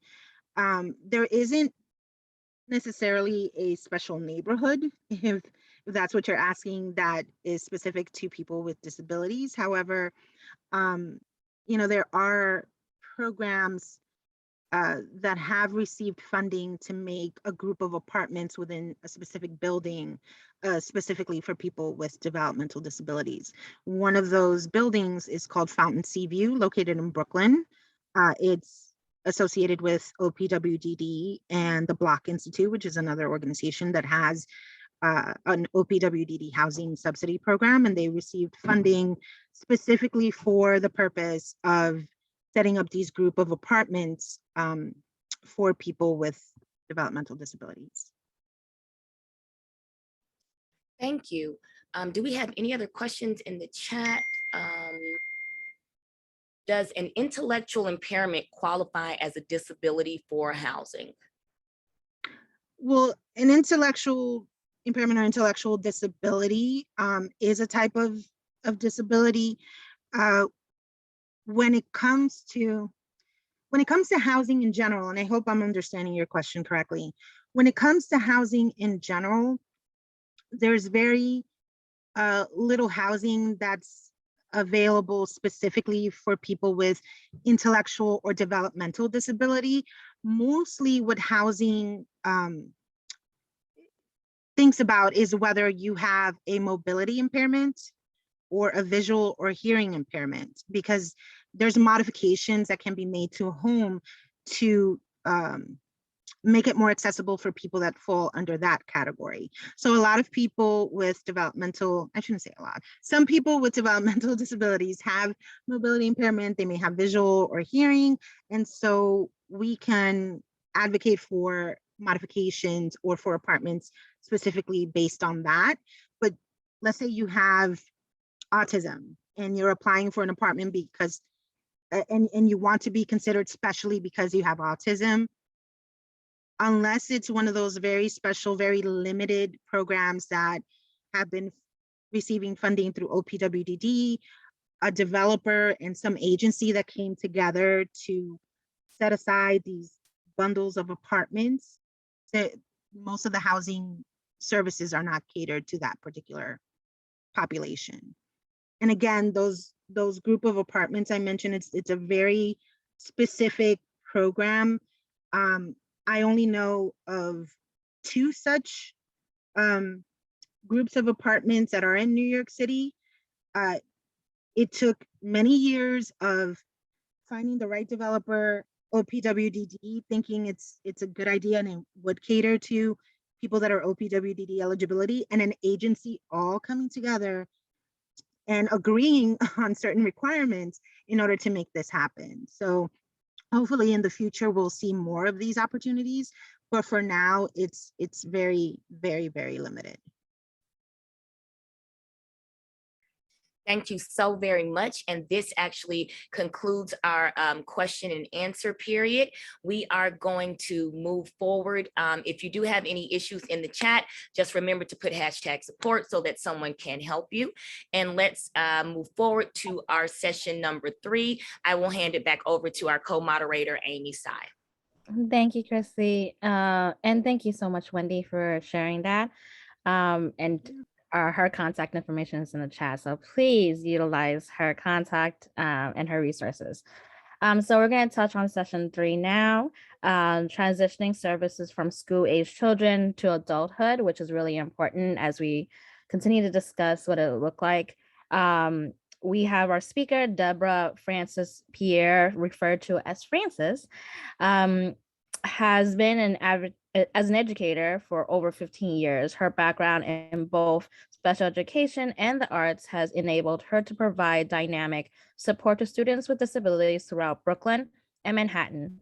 Frances has attended City College, CUNY, and New York University. She holds a master's degree in special education, general education, and music education. During her spare time, she has enjoyed traveling, all facts of the arts, crocheting and making clothes, candles, and lotions. She is excited to be part of the Manhattan TCAC team as a teacher trainer. Frances, are you here? And I turn it to you to present. Thank you so much. Everyone. Yeah, thank you so much for the introduction and thank you for having me. My name is Frances. I am from the Manhattan TCAC. We have one in every borough. Let me just start sharing my slides. So, does everyone see the slides? Yes. Okay, thank you so much. All right, let me move this out the way. All right. So at TCAC, our mission is to support families, schools by facilitating a seamless transition for our students from school to adult life. All students are provided with experiences that foster their academic, social, emotional, and vocational growth, excellence, facilitating multiple pathways to graduation and success after high school. Here are some of our goals I and don't work. mean to interrupt you. The presenter view is actually blocking your Oh, presentation. let me stop this then. Okay, no, thank you so much for, it's hard to see what everyone can see. Yes, Okay. yes, you're All okay. right, let me stop this then. And let me redo it. Thank you so much. You're welcome. All right, let me see. Bear with me 1 minute. Let me end the show. All right.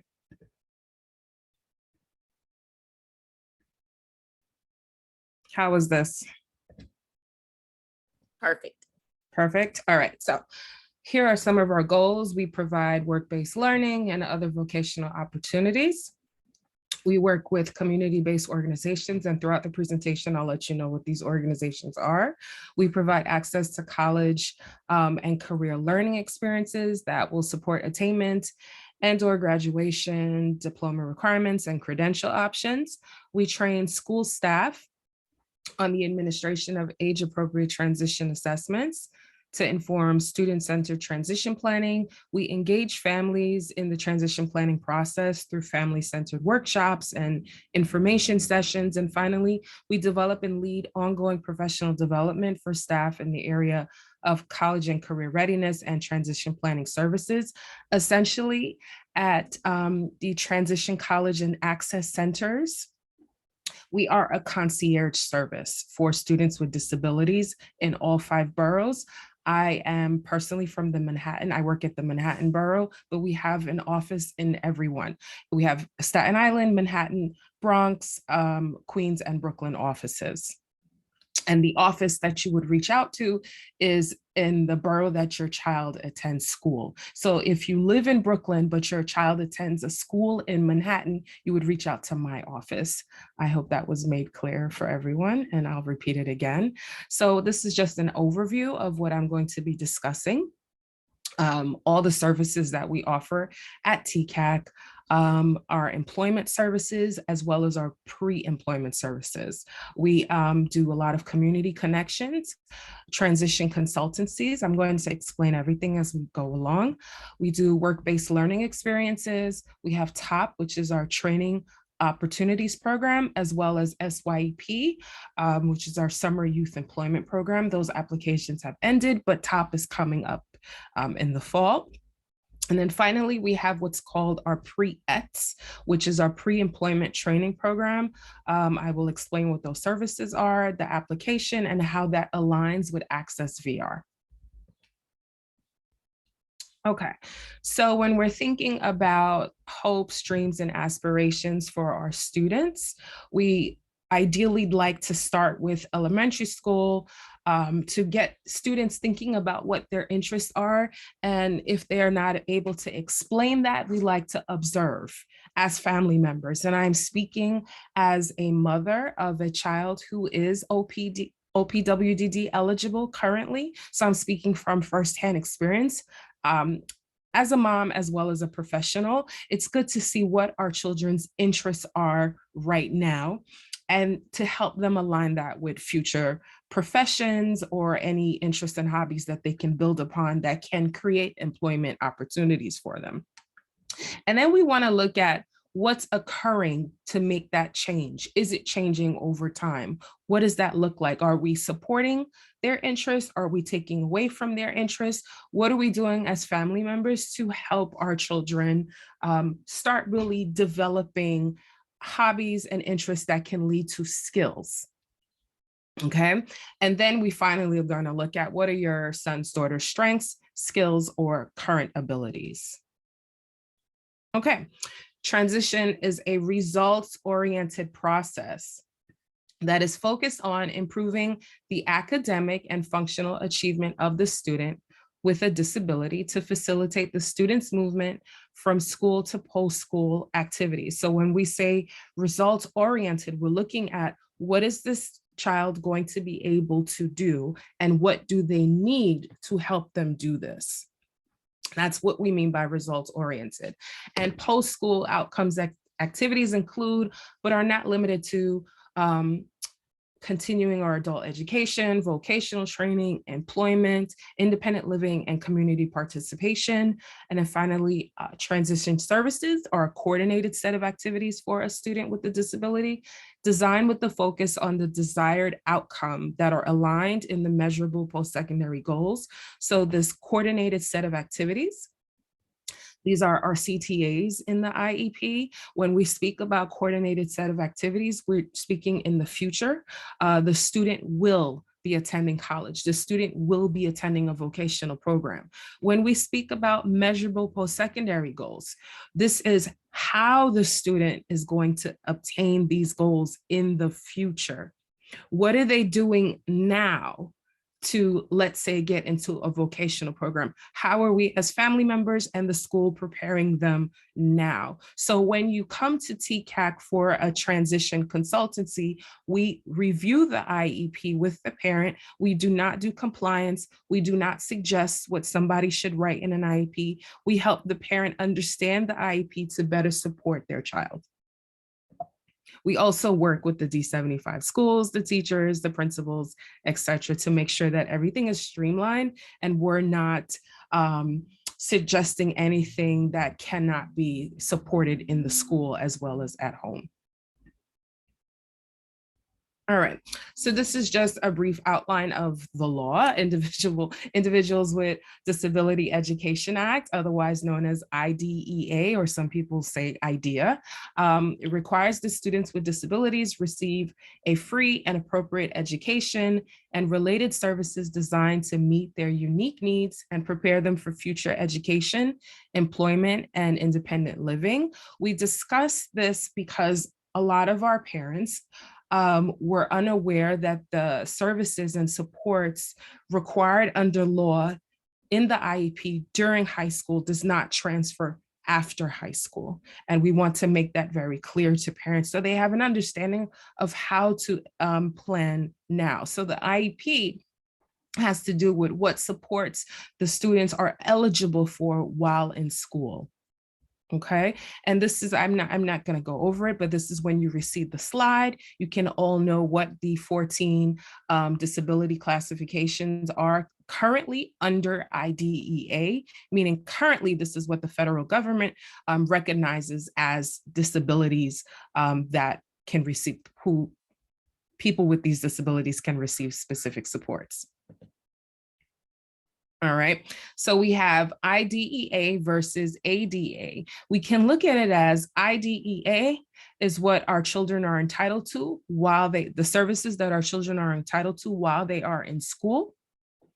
And ADA are services that they are entitled to and eligible for after school. However, they must advocate, or we as parents must advocate as much as we can on behalf of our students, because these are not guaranteed. So ADA services are not guaranteed. It means that your students, your children are eligible for it, but it does not mean they're going to get these services, whereas IDEA, they are entitled to these services. Is my cursor, is everybody able to see my mouse or cursor, or no? Okay, I want to make, thank you so much, thank you. All right, so we see here IDEA, this is what our students are entitled to, whereas ADA, this is what they're eligible for.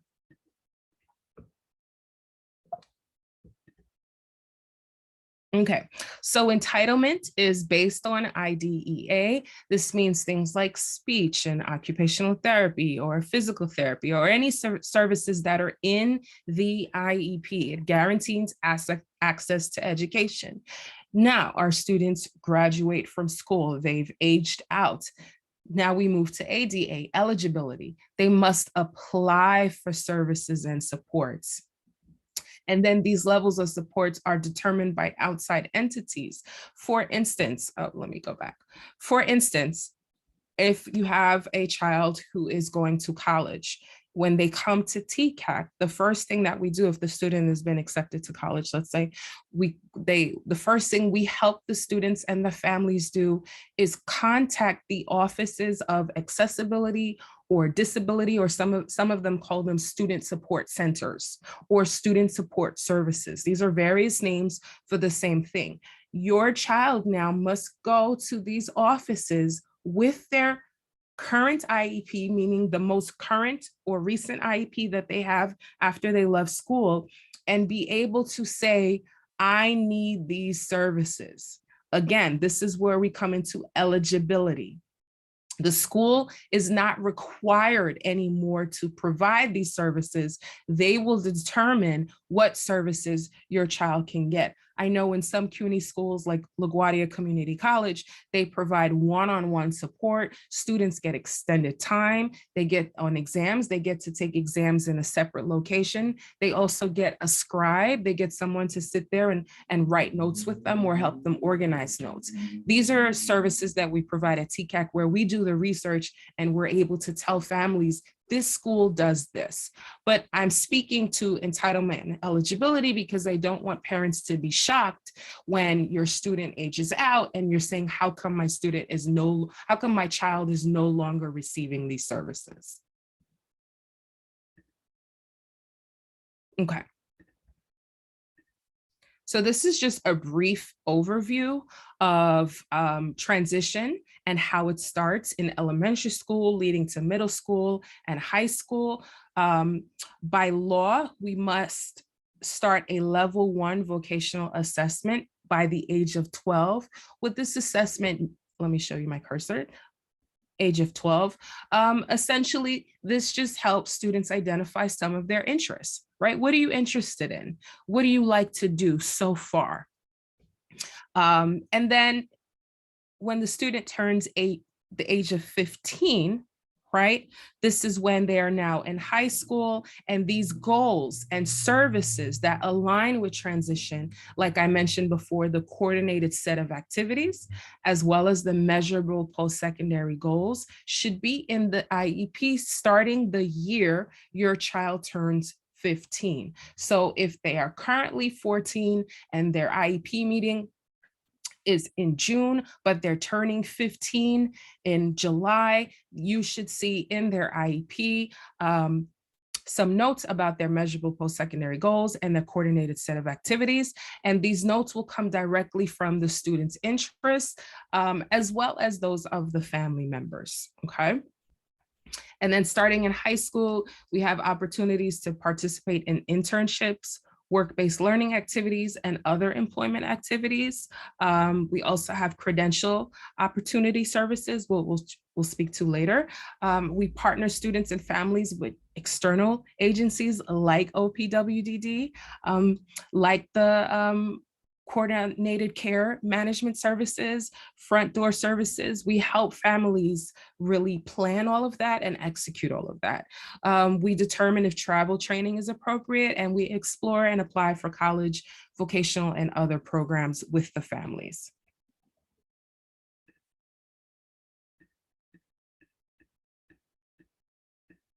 Okay, so when you come to TCAC and we say, we're going to create a transition plan, these are all the entities that we think about, okay?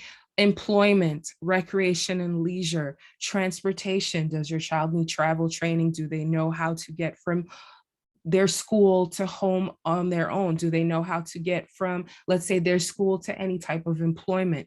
We ask these questions. Education and training, what is your child eligible for? May I add, we do have some programs for students who are classified with intellectual disabilities. There are college programs that they are actually eligible for, and we just in CUNY schools, and we discuss this with parents, okay? Community living, self-advocacy, and independence.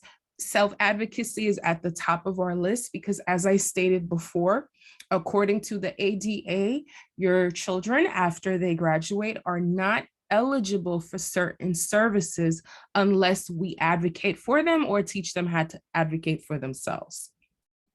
So this is just an overview of what we go over and all the boxes that we check when we meet for transition consultancy. How am I doing on time, by the way? You're fine.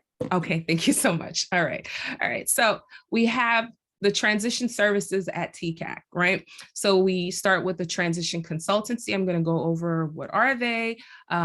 We do self-advocacy and self-determination training for children. We also have workshops for students, families, and staff. Okay, our transition consultancies are for students with IEPs who need to be connected with adult or post-secondary services or instruction, but otherwise, recently completed school will be offered transition support consultancy services. So we provide services for students who are currently in school, as well as for students who are not in school, who have graduated or who are in between, so to speak. So we do have 21 plus assistance that we give to students. Our transition support consultancy services are individualized services. So these are not group settings. This is always one-to-one. When we meet with students, we have already reviewed, if they are in school, we have thoroughly reviewed their IEPs. We have spoken to the principal, the assistant principal, if there's a transition coordinator. We have already spoken with all these entities and the parents prior to meeting with the students. So we come with a wealth of knowledge of how to support the student. And when we meet, we're essentially sitting down to assess what are the needs. And we need to meet with the student because we need student voice. It's very important that we have student voice. Now, when we discuss student needs, employment, for instance, we connect some of our students with agencies like Bridges from School to Work, which is an independent agency that works solely on behalf of students with disabilities to find them employment, and not just temporary employment, permanent employment. They provide training. They work with the students from A to Z. They have long-standing relationships with the students. This is an organization that has been around for 30 plus years. They started out in Chicago, and now they have offices in New York. Currently, we have placed 100 students this year. By this year, I mean from September to May, we have placed 100 students who are now actively employed. We also placed 101 when we were all remote from that year 2020 to 2021 with Bridges. In terms of education, if students want to be eligible for vocational programs or colleges, we do not help with the application process, meaning we sit with a child to apply. We help with gathering whatever documentation they will need. We help the students create a Gmail account if they don't already have one, and we show them how to upload their documents into a Google Drive so they have these documents for life. Their IEP, their 504s, anything related to their needs and supports. We help these students put it in Google Drive. We also help them with a digital resume. We help them apply to jobs. In terms of independent living, we help students who are OPWDD eligible access other organizations like Synergia, which provides habilitation services, respite services, etc. Okay, so here are some sample transition consultancy topics: career paths for employment, college and vocational training, housing options. These are the things I mentioned before. Financial wellness programs. We currently have a professional development opportunity for students and families where we invite attorneys who help parents create special needs trust or just teach them about a special needs trust. We also have people who work in banks who help parents and students learn about opening up a savings account and all these other financial supports. We discuss self-advocacy and self-determination, which I'm going to speak to later. align with agencies that support other domains of transition, Access VR, OPWDD support, Americans with Disabilities Act education. I did give a glimpse of that, but when we meet with families and students one-on-one, we discuss more about what that means, and college accessibility offices, which I mentioned earlier. So these are all the topics that we discuss when we go over a transition consultancy. They usually last at least an hour if we are going to go over all of this information. They can be in person or they can be conducted remotely. And if another language other than English is needed, we do offer that service. We do offer translators. Okay, so what is self-advocacy? This is why this is important. This is why we're discussing this. We help our students speak up for themselves. We also help our families learn how to speak on behalf of their children. We help our children know what their rights and responsibilities are, and reaching out to others when they need help or friendship. This is especially important when we're helping our children in terms of employment. We are not going to be at their jobs with them. So how are they going to advocate for themselves? How are they going to ask for help? How are they going to say, I need extra supports? And this is what we do following our transition consultancies. So we'll have our consultancies, but it doesn't stop there. We continue the services. And then we have self-determination. We help our children believe in themselves and know what their interests are and help them align their interests with their future goals. We help them see the small steps. So that's executive functioning that we were talking about earlier. We help our students plan out and organize their steps. We help them know what supports that they may need to help them take control of their lives. Some of these things can include deciding what to wear, how to spend their free time, or where to work. Currently, well, most recently, we worked with a group of students who either had autism or ID, and they are now all employed. This is really great. They're all able to speak to what their interests are. They have done some career assessments with us, and we had one student who wanted to be a software designer, saw what that entailed, and now the student is currently enrolled in a program that they're learning more about software security systems. Okay, so through our support and working with the schools and the families, we're able to help students figure out what it is that they're interested in and align this interest with actual employment and or education.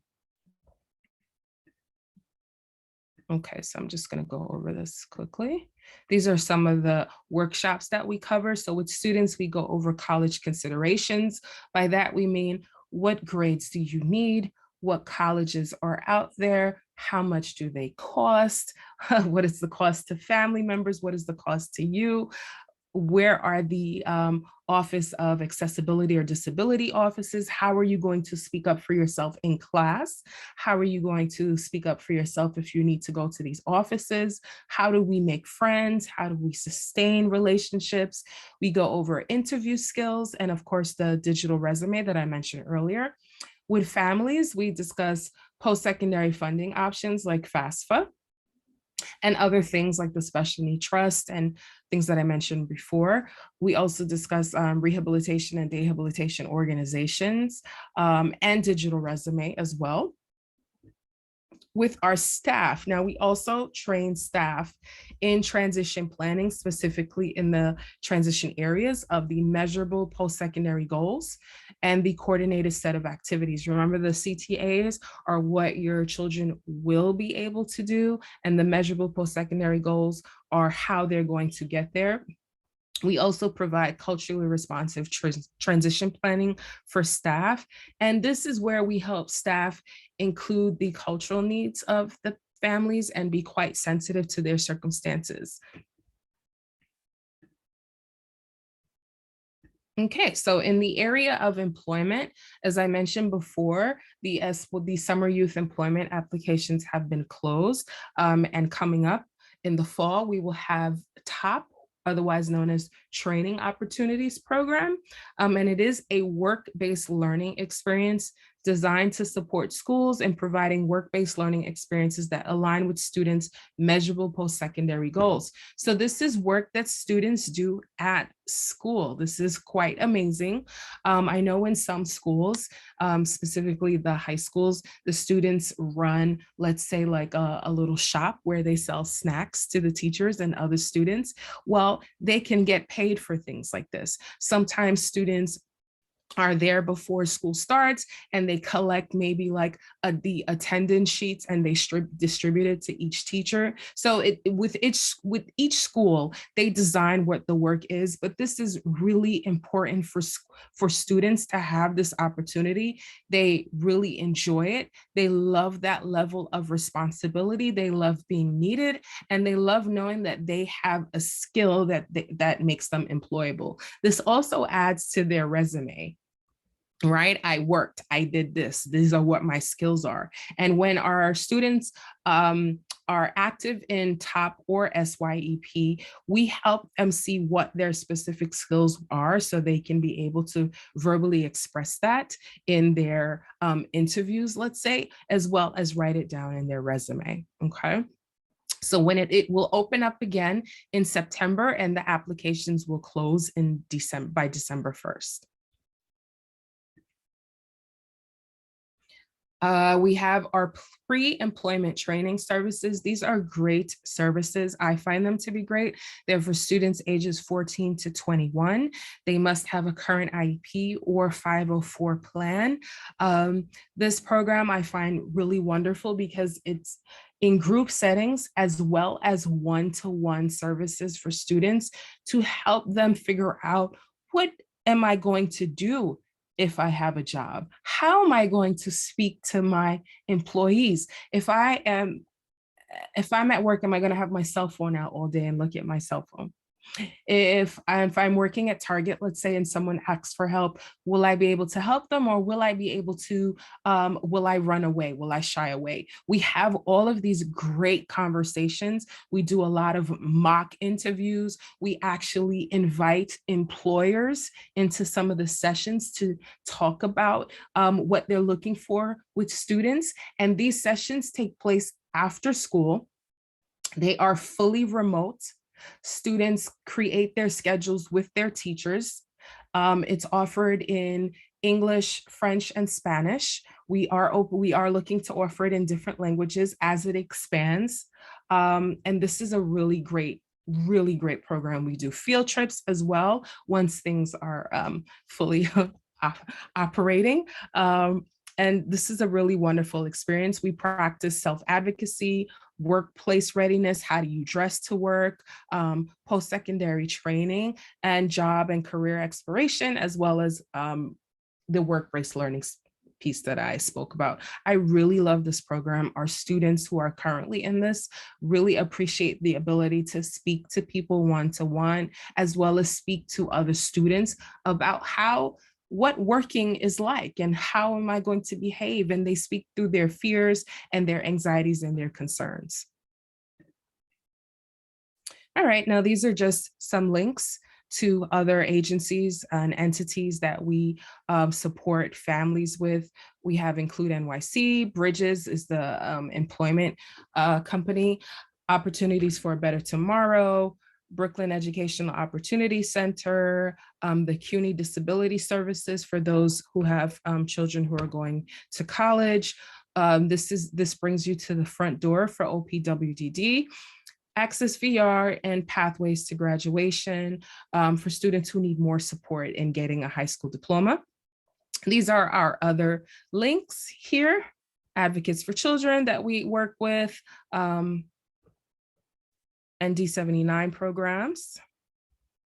And here's our link to our professional catalog, our pre-EDS application. And if you want a transition consultancy, here's a link to request that from all 5 boroughs. And this is just a nice little reflection quote. Without a healthy sense of control, Kids feel powerless and overwhelmed and will often become passive or resigned.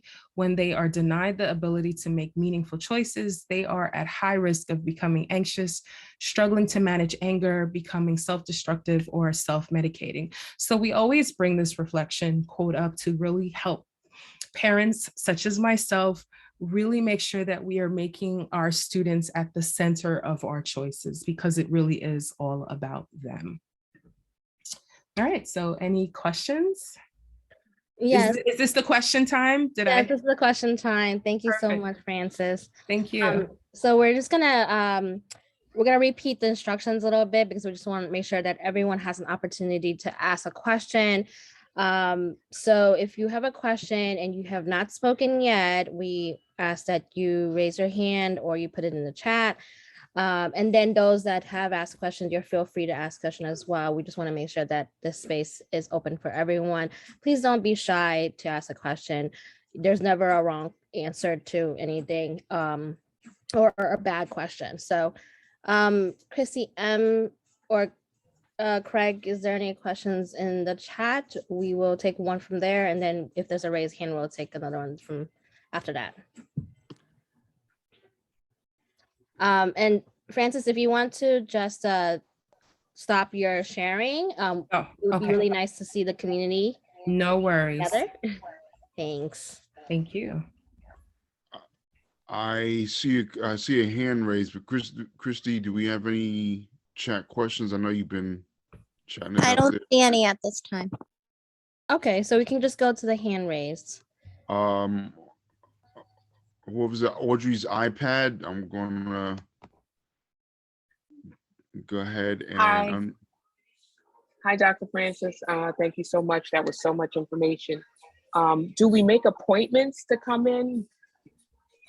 Yes. So you'll get I believe you'll get the I'll give it to Christy, I believe, a PDF version of the PowerPoint, which will have live links and you can click on everything. You can either call our offices or you'll see a form to request a transition consultancy. Fantastic. And this can be done remotely. You don't actually have to come to the office if you don't want to. Oh, great. Yes. Okay. Thank you. Yes, and we do offer evening hours for transition consultancies because we understand that we have to be flexible. You guys thought of everything. We try. Thank you so much. Thank you. No worries.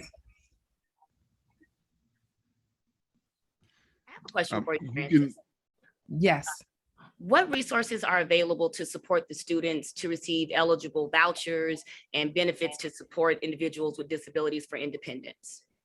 What do you mean by vouchers? Just different services. You know how with with the brokers, with the front door, there's certain things where it can be paid for without the parent's pocket, etc. So here's what we do, and because I'm a parent and I understand the process, what I first advise parents to do is collect all the documents. It is a very long process and it can get longer if you do not have everything. So at TCAC, we help the parents collect the documents. We also connect them with a coordinator care manager who then takes over from us and does all the rest of the support services. So in terms of vouchers, I can never say you're going to get this. All I can tell parents is you may be eligible for this. Right. And then I can give them firsthand knowledge, having a child who is OPWDD eligible, who's fairly young. I can say because of my son's age, he's 4 years old. He's only eligible currently for this services. That can be, I can have somebody who can come to our home and help him with speech services, et cetera, et cetera. As he gets older, the levels of support change and OPWDD determines that. And this is what I share with families. So they don't, they're not disappointed when OPWDD says, hey, we don't believe based on your child's level of need that you need this, that, and the third. What I do impress upon parents is to say before the front door process, to highlight what you know you're going to need. And we do give them a list of services so they know how to verbally say it and try to get that going in on the front end. Thank you for that. Do we have any further questions in the chat, Craig or Christy? I didn't see. Yes, I actually got someone might have messaged me directly instead of to everyone. So I'm just gonna read that question. Just bear with me. Okay. Is self-direction a better option for services TCAC provides? I'm unclear as what that means. Is self-direction a better option? I'm unclear as to what the parent is asking. Audrey, are you able to maybe unmute and elaborate on your question?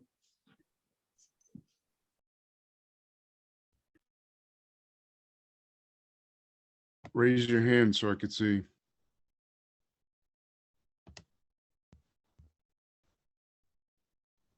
So I don't see any hands. Was it the same Audrey that asked? Oh, there we go. Yeah, there it is.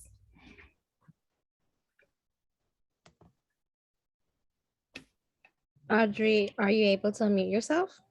Can you hear me? Yes, we can hear you now. Okay, I apologize. I don't know what just went wrong there. I know I'm hearing about self-direction. Yeah. We have a straight OPWDD waiver. So he gets all the other services. It comes through OPWDD. And I'm trying to understand if I should try to do self-direction, would that provide more opportunities in terms of what I can get for him, or do I just stick with OPWDD the way it is? I would advise the self-direction. It does give you more options and more control over what you can choose and who you can choose. Okay. All right. Thank you. You're very welcome. We have a hand up from Joanne. Joanne, are you able to unmute yourself? Yes, I am now. Good afternoon. I have a question in relation to working papers and a program that's surrounded around having a shadow mentor with, if they are allowed to be employed, do you have a program that offers a shadowing mentor?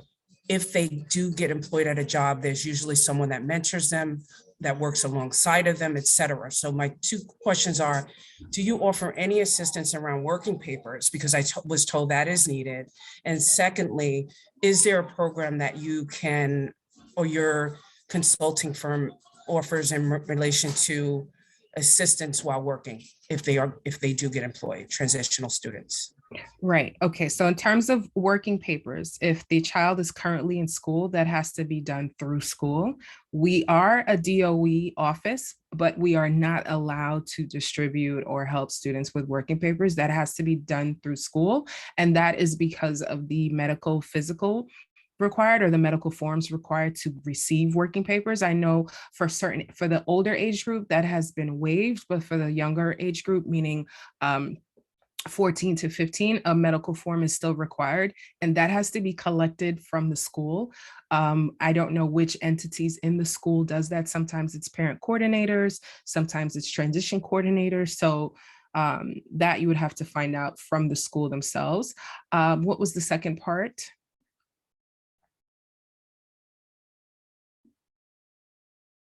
Is she able to unmute? Joanne?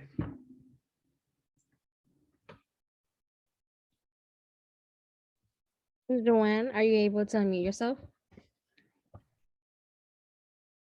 Okay, now I am. It was a little shaky there, but thank you. So the second part to my question was around any programs that you can offer. Yeah. Okay, thank you. Yeah, so we don't offer the programs. We align students with a program. So it's called Bridges from School to Work. And they do have a mentoring program where they offer pre-employment services as well as they help the students while they're currently employed. They do not go to the job, but they do speak with their employer, and they have an open line of communication to make sure that the child is doing well at work. And this is until the child decides they no longer want the assistance. So there's no expiration date on the support.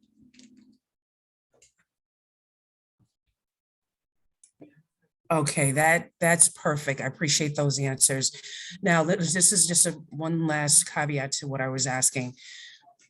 My son already has a virtual resume, which is most of the studies and programs that he's doing is within the school, within his transitional program, leading him up to once he transitions. So the virtual resume is already there. I just have to work on getting the working papers through the school, you're saying, because they never even mentioned that. So I appreciate that. Oh, no worries. Thank you. We are going to go back to the question about self-direction. So I'm going to let Christy support in, if possibly, answer that question. She, in her professional career, does self-direction. So Christy, you can support that. She's a transition committee chair. Hi, everyone. So yes, in my professional career, I am a self-direction broker. So I do have extensive knowledge on self-direction. So I'll just give a brief definition. I don't want to get, because we could be here all day talking about self-direction. I would love for our transition committee to host another session on self-direction. We did have one in March, which was very, very thorough, but I think, it's always something that's needed. So I'll definitely get that set up again with the transition committee. So self-direction is basically a term for when you have Medicaid waiver, which a lot of you have your waiver enrolled, you can choose to self-direct those waiver services. And, there is a responsibility on the parent and advocate because it is self-direction. You're essentially going to be the director of your child services. And so instead of having your care manager handle all of those services, you and your broker and your care manager and your FI, you all form a circle of support, and you determine a budget for your child, basically, curated to all of their needs with your team. So you're in charge of the budget with your broker and your FI, and you handpick all the programs. There are rules and regulations, obviously, of what classes and services and rates for your staff and things like that. There's a lot of regulations you need to follow, but essentially you're making your own plan for your child, where you're hiring your own staff, deciding how many hours per week staff is going to work. You're deciding what programs, community classes you want your child to attend. And there's a lot of different categories of the budget. So like I said, I don't want to get into every category and what can be covered here, but I definitely highly recommend attending one of the OPWDD self-direction info sessions as well, as they'll go over, everything that's available there. But there are a lot of opportunities to utilize your child's Medicaid waiver budget through self-directing. Thank you so much, Christy. And we'll definitely continue the conversation of self-direction and how these services can benefit families as we continue to dive deep into it. I do want to, because we also have another session before we end this conference. So we want to make sure that, people are here leaving with knowing their rights. So just before we go to the next session, I wanted to just ask a question as to what is the supports and access for students and families that are interested in making sure that they have financial literacy before they look into any of these pathways toward independence and to post-secondary institutions. If you can share just a little bit, Francis, I think parents would just want to be more comfortable and have that foundation of skills moving forward. Amy, were you asking me a question? Yeah, around financial literacy. I know that Yeah. TCAC does workshops, but what kind of access can students and families be able to get that? What kind of access? So it's in our catalog. You can either call us, we can tailor it to a family group, like a PTA meeting or something like this, we can come back and speak like this. We would like more or less 4 weeks in advance notice, so we can invite attorneys, we can invite people who work in banks, or if we're not going to invite them, we just need a 2-week notice. And mostly the special needs trust is covered at length and all the options around that. Thank you. And worries. will any of these areas of workshops be also in different languages? We also want to make sure that families who are multilingual language learners are part of the inclusiveness for information. Right, because of the notice, I failed to mention that if you tell us we need these languages, we'll invite our DOE translators to the session. Thank you. Yeah. We definitely don't want to make sure everyone's a part of this and that their journey through transitioning is a safe one, and also that they can have the supports they want. Right. Appreciate it. Got one last little quick. You have the locations of the other TCAC and other boroughs, the addresses? Yeah, when I will email Christy with my PDF of the PowerPoint, and it will have all 5 boroughs with the website links, phone numbers, and addresses. Thank you so much. No worries. Christy, we will turn it over to you to moderate the next and last session. Appreciate it.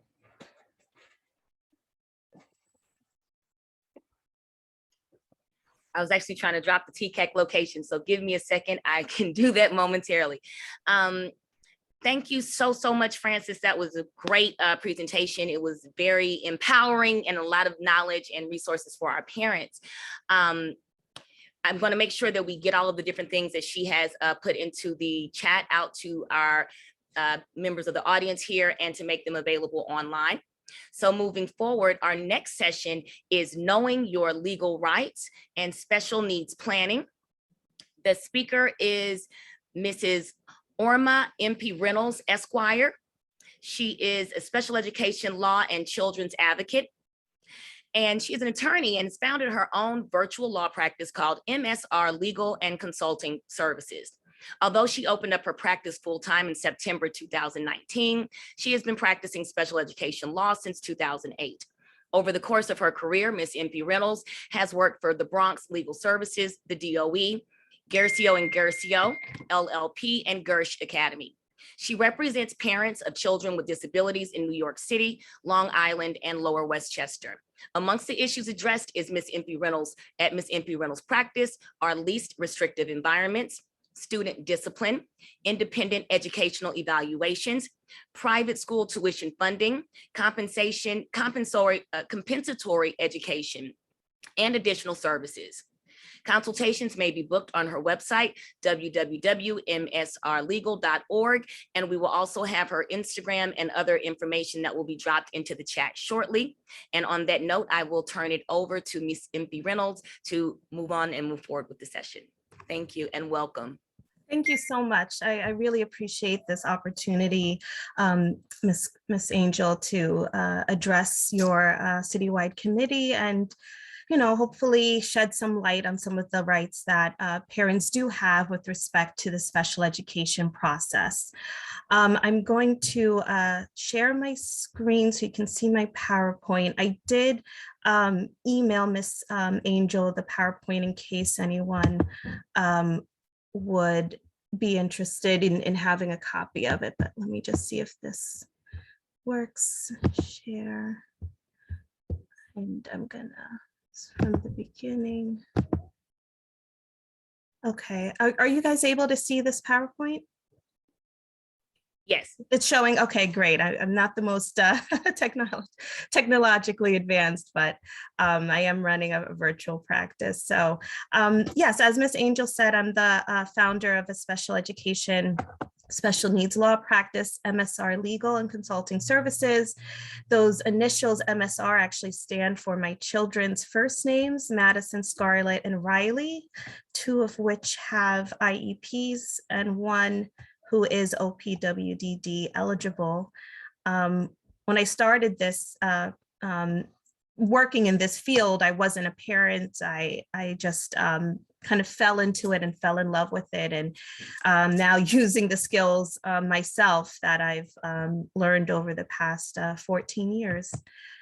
So this first slide is just a list of all of the topics that I hope to cover. I'm going to go through each one pretty quickly because of the time constraints, but each of these topics could be its own hour-long presentation. So just understand that I am touching the surface. And in terms of this presentation, I have some fine print on the bottom of my first intro slide that this is not considered legal advice. This is for, general informational purposes, community education for the public, and that there's no attorney-client relationship being formed by virtue of me, responding to a specific question. I just have to give that disclaimer. So consent and confidentiality. So I start here because this is really where it all begins. And for all of the parents here that have children with IEPs, you should have been, given informed consent of the evaluations and why they're being proposed and what the evaluation will look like of your child. It's important to note that consent to evaluate is not the same thing as consent to the provision of special education services. So it's really a two-part process, and you don't necessarily need to get to that second part. A lot of parents, don't really realize it, and they're like, no, I don't even want to have my child evaluated or reevaluated. But it's interesting, this is embedded in the law and the commissioner's regulations covering children with special needs, that you can consent to evaluation and not necessarily consent to the actual service. Of course, that not allowing the service to actually take place, let's say, consenting to a speech evaluation, but not allowing your child to receive the actual speech therapy. Of course, down the road, that can potentially pose issues if your child ends up struggling, and then now you're looking to figure out how to catch your child up. But those are definitely two different consents, and I do like to let families and individuals who help work with families know that consent to one is not necessarily consent to the other. Prior written notice is very, very important. So as you all know, you sit through the IEP meeting and there's discussion, of course, about the different parts and what your child functioning levels are and what they need. But the prior written notice is really the DOE's kind of final notice of recommendations. It's usually accompanied by a school location letter for public school students, 5 and up. And this is really what you will receive and know, okay, this is what the DOE is intending to offer my child as an appropriate set of programming and services based on the education. And another reason why that prior written notice is important is if you end up disagreeing with this, ultimate recommendation, it's really just important to know what that recommendation is, and that is what the prior written notice, or PWN, does. And then, a slightly controversial point, but I am in favor of giving families information and having them come to their conclusion. Families do have the right to revoke consent altogether to special education. In my 14 years, I've only seen it happen once, where a parent wanted to sort of decertify or declassify her child from special ed services, from IEP services, altogether. And of course, it's a huge decision and something that should not be taken lightly. And there could be potentially, consequences again to taking that position. But it's important to know, even though the Department of Education wouldn't be able to force you by, let's say, an impartial hearing against you to, force the parent to continue with special education, there are potentially, child welfare consequences that the parents should be made aware of. if the mandated reporter feels like the parent is sort of standing in the way of the child receiving an adequate education, and that's where education neglect referrals can happen. So language access, you have the right to meaningful participation in this CSC process, the Committee on Special Education's process of developing an IEP and finding the right school placement that can implement the IEP. So to that end, there should be translators at or an interpreter at the IEP meeting. The regulations say that districts should make every effort possible to make sure that the meetings are taking place in the parent's native language, if that would otherwise pose a barrier to the parent participating in the meeting. At an impartial hearing, which I'll go into later on, you do have the right to an interpreter at the expense of the Department of Education. And for your child, I see this with recent immigrants, there's the option of, or the option available of bilingual instruction and bilingual speech and language therapy. It's all based on your child's needs. And there are programs that do offer, I've seen, Spanish language and Mandarin, and there may be some other languages as well. So I like to think of language access not only for the parent, but also potentially for the child, him or herself. So this is a big one, the free appropriate public education. So we use this acronym, as you guys know, parents know, there are a lot of acronyms in special education, but this is the most important one, FAPE, the free appropriate public education. So we know free means that it should be at no cost to the parent. So just like you say your neighbor who has a child without a disability doesn't need to pay for her child to get a proper education, you as a special needs parent shouldn't have to pay either. So it's sort of like an equality or equitable thing with the no cost to the parent. Appropriate is where I do all of my litigation because it's so specific to the child. So there's a lot of case law, like judges' decisions that have molded what it means to be appropriate. But at its most basic level, the services have to be tailored to your child's needs. When I'm reviewing an IEP, I'm looking if the parent is telling me, their child is a non-speaking child, then I'm looking to see if there are, strategies and goals relating to functional communication or, things like assistive technology, and we'll get into that. But it's got to be tailored to your child's needs, right? It shouldn't be sort of a template form, in terms of the IEP. We should be looking at your child's functioning levels and seeing how we can help make that child make progress or demonstrate progress over usually a calendar year. Related services are very much a part of the appropriateness of the IEP. A related service is any service that a child needs in order to access or benefit from the instruction. So I put therapies because that's, a lot of us are really familiar with OT, PT, and speech therapy.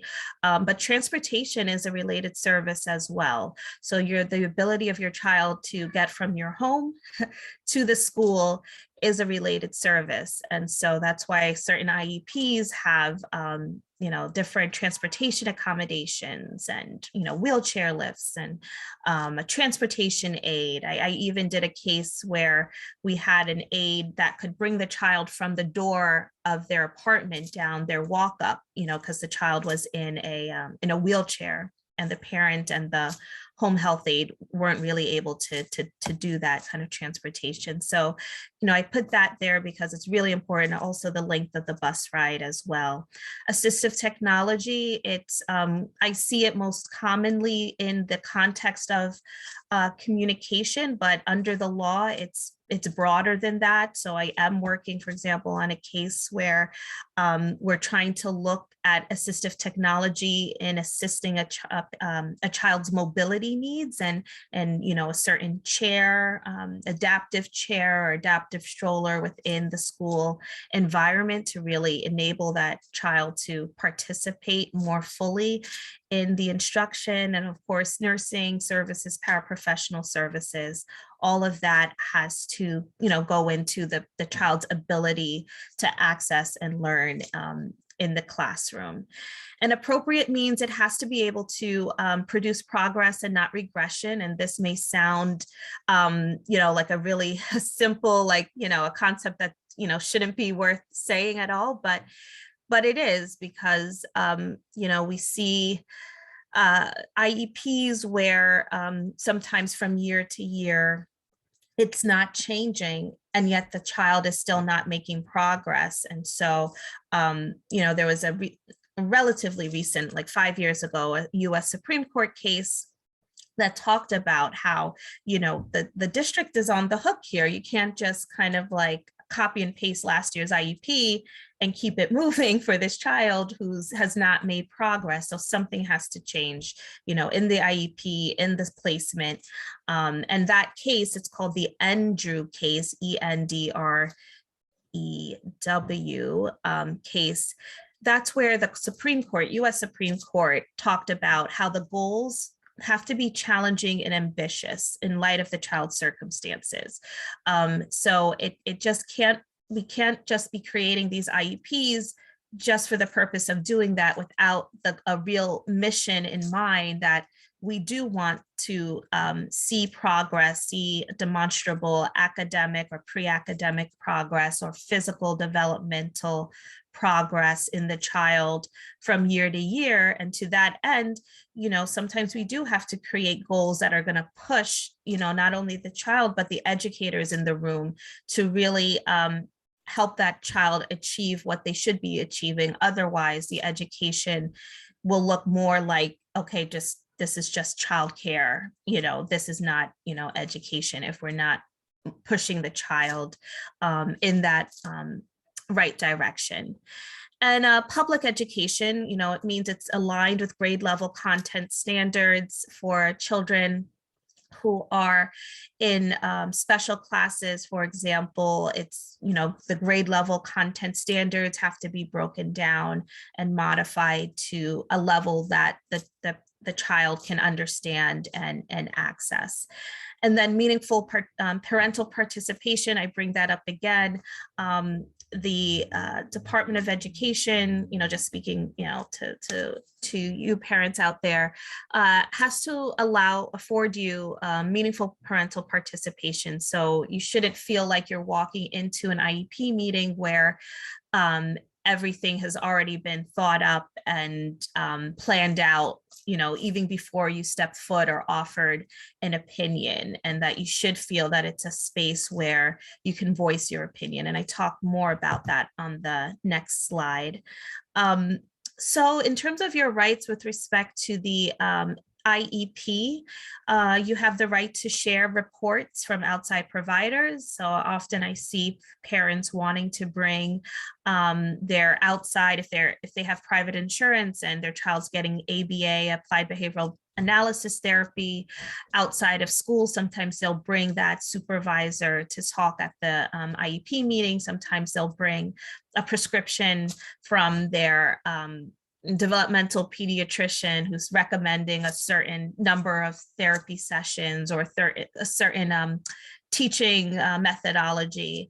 I see that with my clients on the autism spectrum, but you do have the right to do that. And I encourage families, if they do have reports or outside information to share that has bearing on the child's education, to share that in advance, with whoever the administrator is for that IEP meeting. You also have the right to bring a family member, an advocate, an attorney, if you feel that's warranted.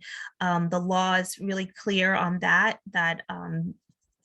you can bring the support person or, team that you need, as long as they have, you know, specialized knowledge about your child, and can really serve as a productive member of this committee, the Committee on Special Education.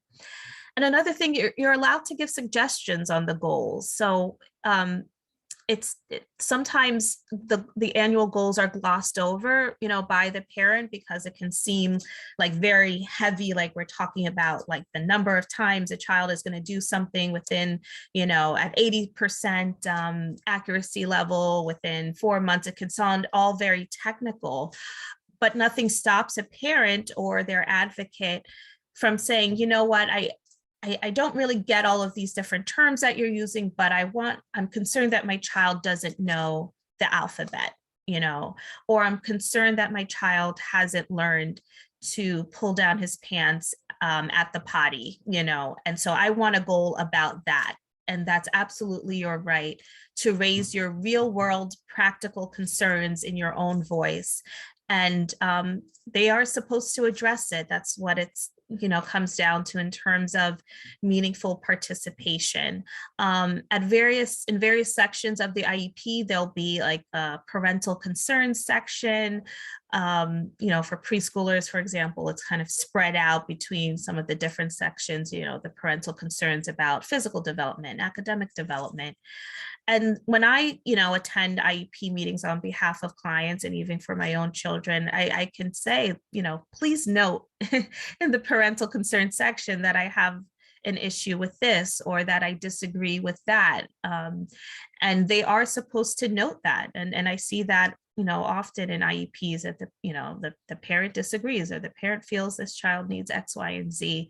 And so that way it's documented that you had concerns, you tried to raise them, and that can help if you end up having to take the next steps, which I will, you know, talk about in the next couple of slides. But you don't have to agree with the special education recommendations. So if everything goes well, you won't need me necessarily, you know, if you feel like the IEP developed is appropriate and you go and visit whatever placements are offered and it looks like it'll be a safe environment, therapeutic environment for your child, then there's really no need to necessarily disagree. You give it a shot and see how that works. And so oftentimes that can be the advice that I give families, like, you know what, it kind of looks like a solid IEP. You know, you didn't tell me there was anything glaring when you went to visit the school, if they're still giving visits. I know certain schools have, you know, COVID policies. But if it's the opposite, if you walk out of that, you know, virtual IEP meeting and you're like, oh my goodness, I really felt like I wasn't heard. I really am concerned that they're not recommending this particular therapy that his doctor is recommending. You just know that you don't have to agree to the services. This plays into kind of the consent confidentiality slide, but more so this plays into kind of moving forward what rights parents have when they do disagree. So issues of least restrictive environment, this is embedded in all of the laws covering special education, from the federal down to the local, you know, regulations. Your child has the right to be educated in the least restrictive environment, the least restrictive environment in which he or she can learn. So that's really the qualifier is, you know, a parent may want their child in a general education setting, but we have to think about what is the least restrictive in which that child can really meaningfully access the learning and education.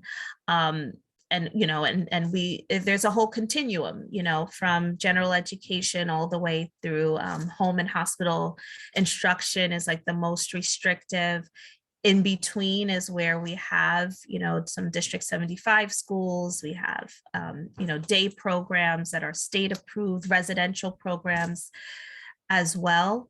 And, you know, this is an important piece. I've been, I think as times are changing and society is looking more progressively at the issue of integrating children with disabilities with children who don't have learning differences, or, you know, maybe not identified learning differences. I am seeing more often some families asking, you know, for the child to be in some sort of inclusion setting. And I know the DOE has or is piloting certain programs with that regard. But in terms of knowing your rights, it's, you know, least restrictive environment is a pretty important one.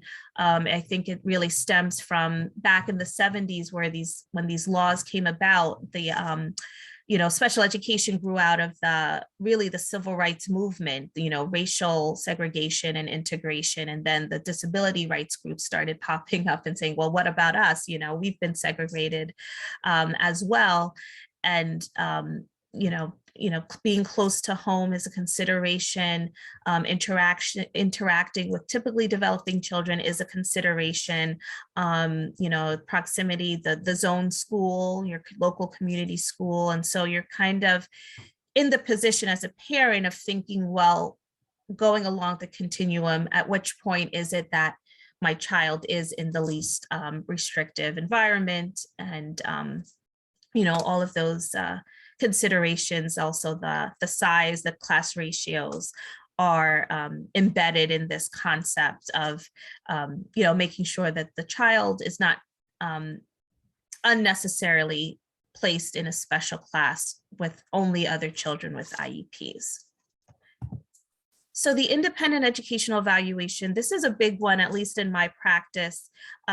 You have the right to disagree with your child's evaluation each time an evaluation is conducted.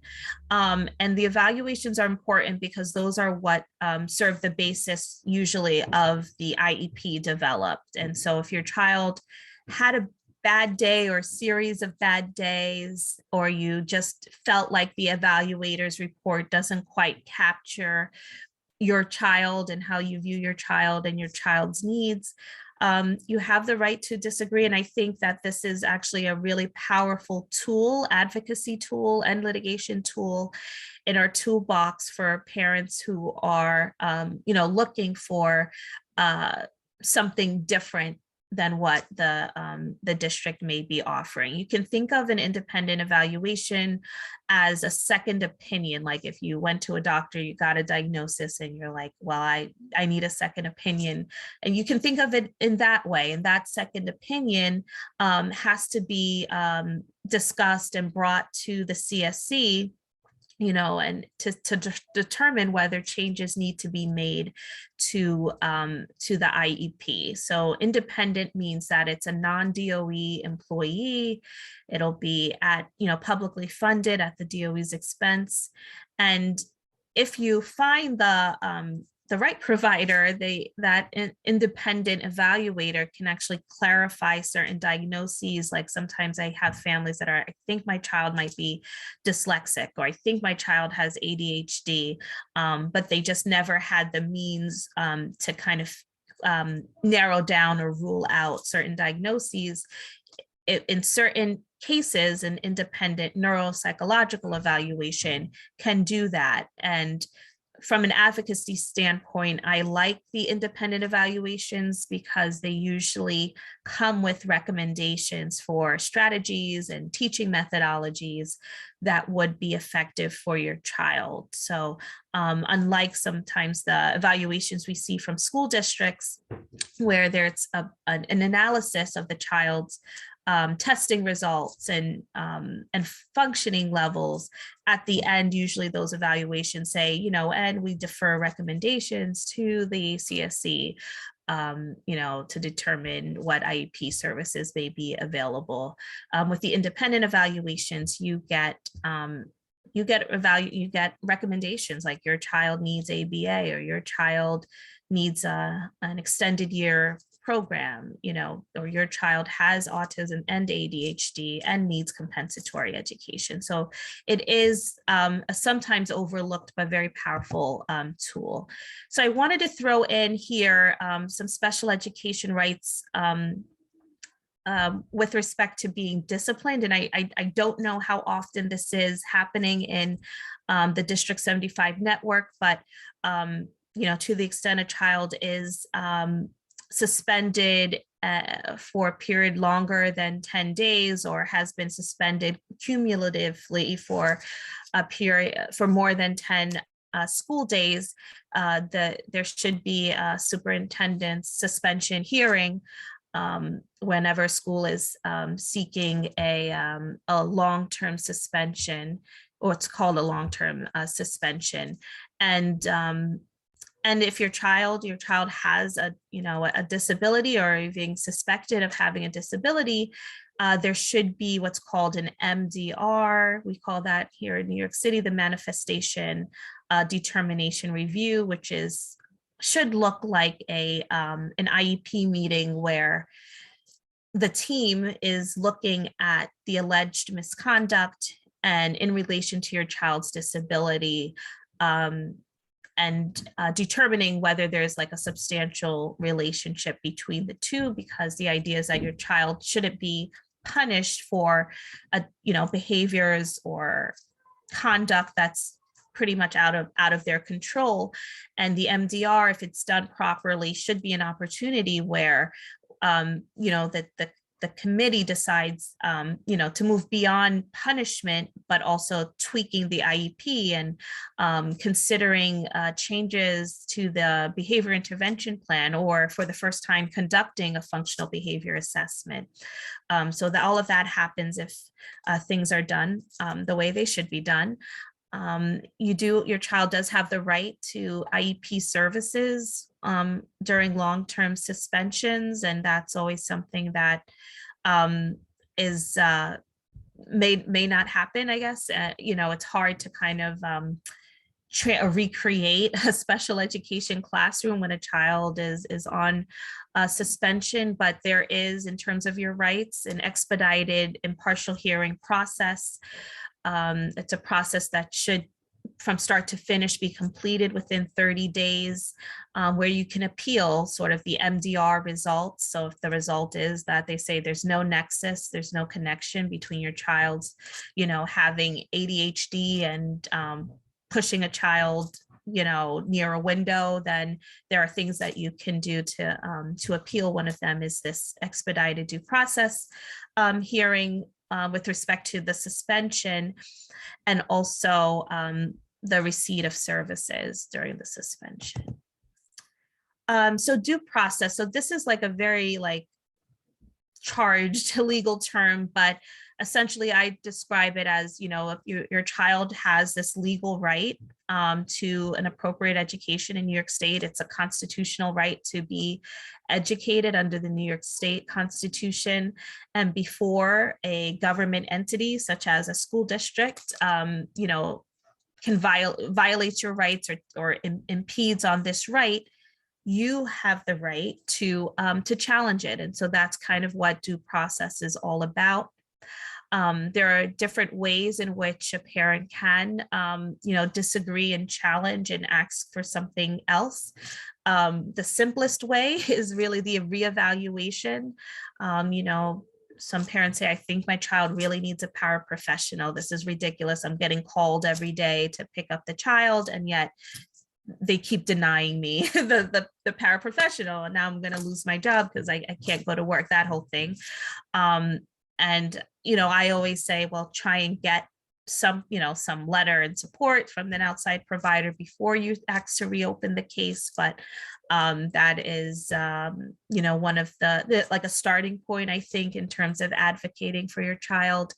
There's mediation. Again, like each of these could be its own PowerPoint presentation, but that is supposed to be a non-adversarial process in which both sides get together with a neutral person, the mediator, to try and come to an agreement on what changes to be made.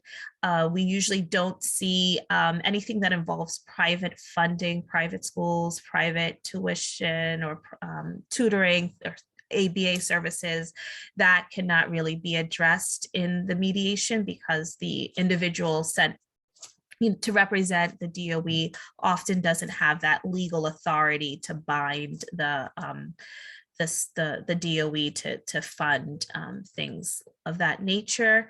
A state complaint is good for alleged violations of patterns and practices, or just an overall violation of your child's rights beyond what, the individualized, services you want your child to receive, but to just let the state know, like, well, this is what they're doing, and this is what the school district's doing, and it's a violation, and the state comes and does an investigation and interviews both sides, and then comes up with a finding of whether or not the district has violated or is violating special education laws. The impartial hearing is really where I practice the most, because that is the most targeted venue for your child's needs, where you're not kind of limited to only changes within the IEP, but it can go beyond that to things like private compensatory education funding and private school potentially, and after school services. So I see my slide. Okay, I hope you guys can see the whole thing, but compensatory education, since I've, been doing this virtually since the pandemic, this is huge. It's still huge. I still see, when I'm reviewing records, IEPs, where the child is not, there's documented, evidence that the child didn't really access the remote learning for a whole variety of reasons: disability, age, behavior, lack of someone who can facilitate that. So it's important to note in New York City that the statute of limitations has been told, meaning it's kind of like the clock stopped between March 2020 and November 2020. This is very technical, but typically a parent only has 2 years to raise concerns about their child's education. So the information I'm putting forth here, which is not necessarily legal advice, is get your claims in before November 2022 because of that 2-year statute of limitations. If you're looking for makeup services to make up for past denials of FAPE, of the free appropriate education. With compensatory education, there's quantitative approaches and qualitative approaches. By quantitative, I've done cases where it is, the parents like, my child missed 50 seconds of, 50 sessions of speech, and I want all 50 sessions back. Qualitative approach is more thinking as a whole. When my child didn't really access remote learning by the special ed teacher over the course of 2 or 3 years, so I want to make up for that. And I think that having private sets by an ABA trained teacher is what my child needs to make up for that deficit. So again, all of this is a lot that can be addressed in its own PowerPoint, but I just wanted to touch on all of it. And now, beyond after school beyond compensatory education, which is really specifically to make up for past denials of FAPE, there are kids who just automatically, somewhat automatically, need the after school services. So a child's school day doesn't necessarily need to end at 2:30 when they get on the bus to go home. I have a lot of clients who have additional support, as long as, it works for the family, in terms of their childcare arrangements and dynamics, to have an outside provider, funded by the Department of Education, come in and work on all of these skills, toileting, communication, self-regulation. For my older kids, travel training and community skills.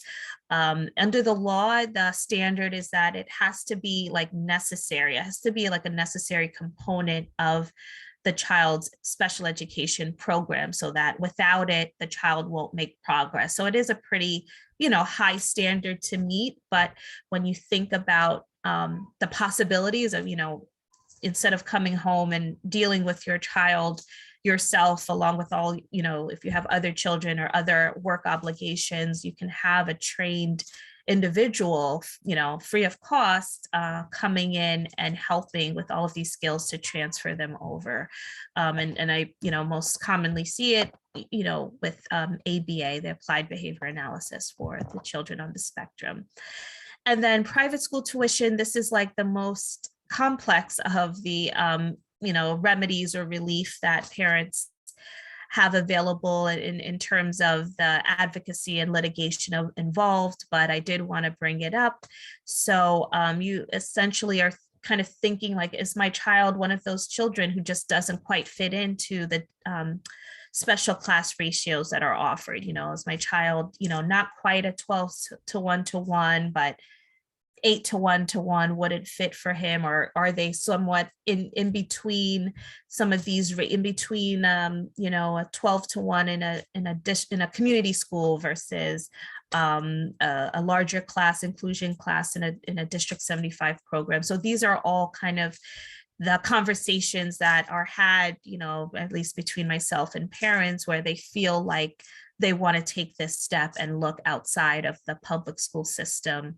Does your child require a particular teaching methodology? So like my clients with dyslexia, which is now called like a specific reading disorder in, it's specific learning disability in reading, or in Gillingham or Wilson reading or methodologies. Of course, there's ABA for autism, floor time, just different teaching methodologies that may not be fully present and utilized in your child's current school. But if you do have that evidence that your child really requires this, either through an outside evaluation or a medical report, that could be something that can add to a case for funding. And there are two different types of private schools. There are the ones that are approved by New York State. They're called sometimes NPS, non-public schools, which the DOE through their central-based support team can identify if they do kind of go through this analysis and feel like there's no public school that can meet this child's needs. And then there are non-state approved independent schools that are out there that target different disabilities, and a lot of them are in Manhattan, a few in Brooklyn, more popping up in Queens, very few in the Bronx. Unfortunately, there's one.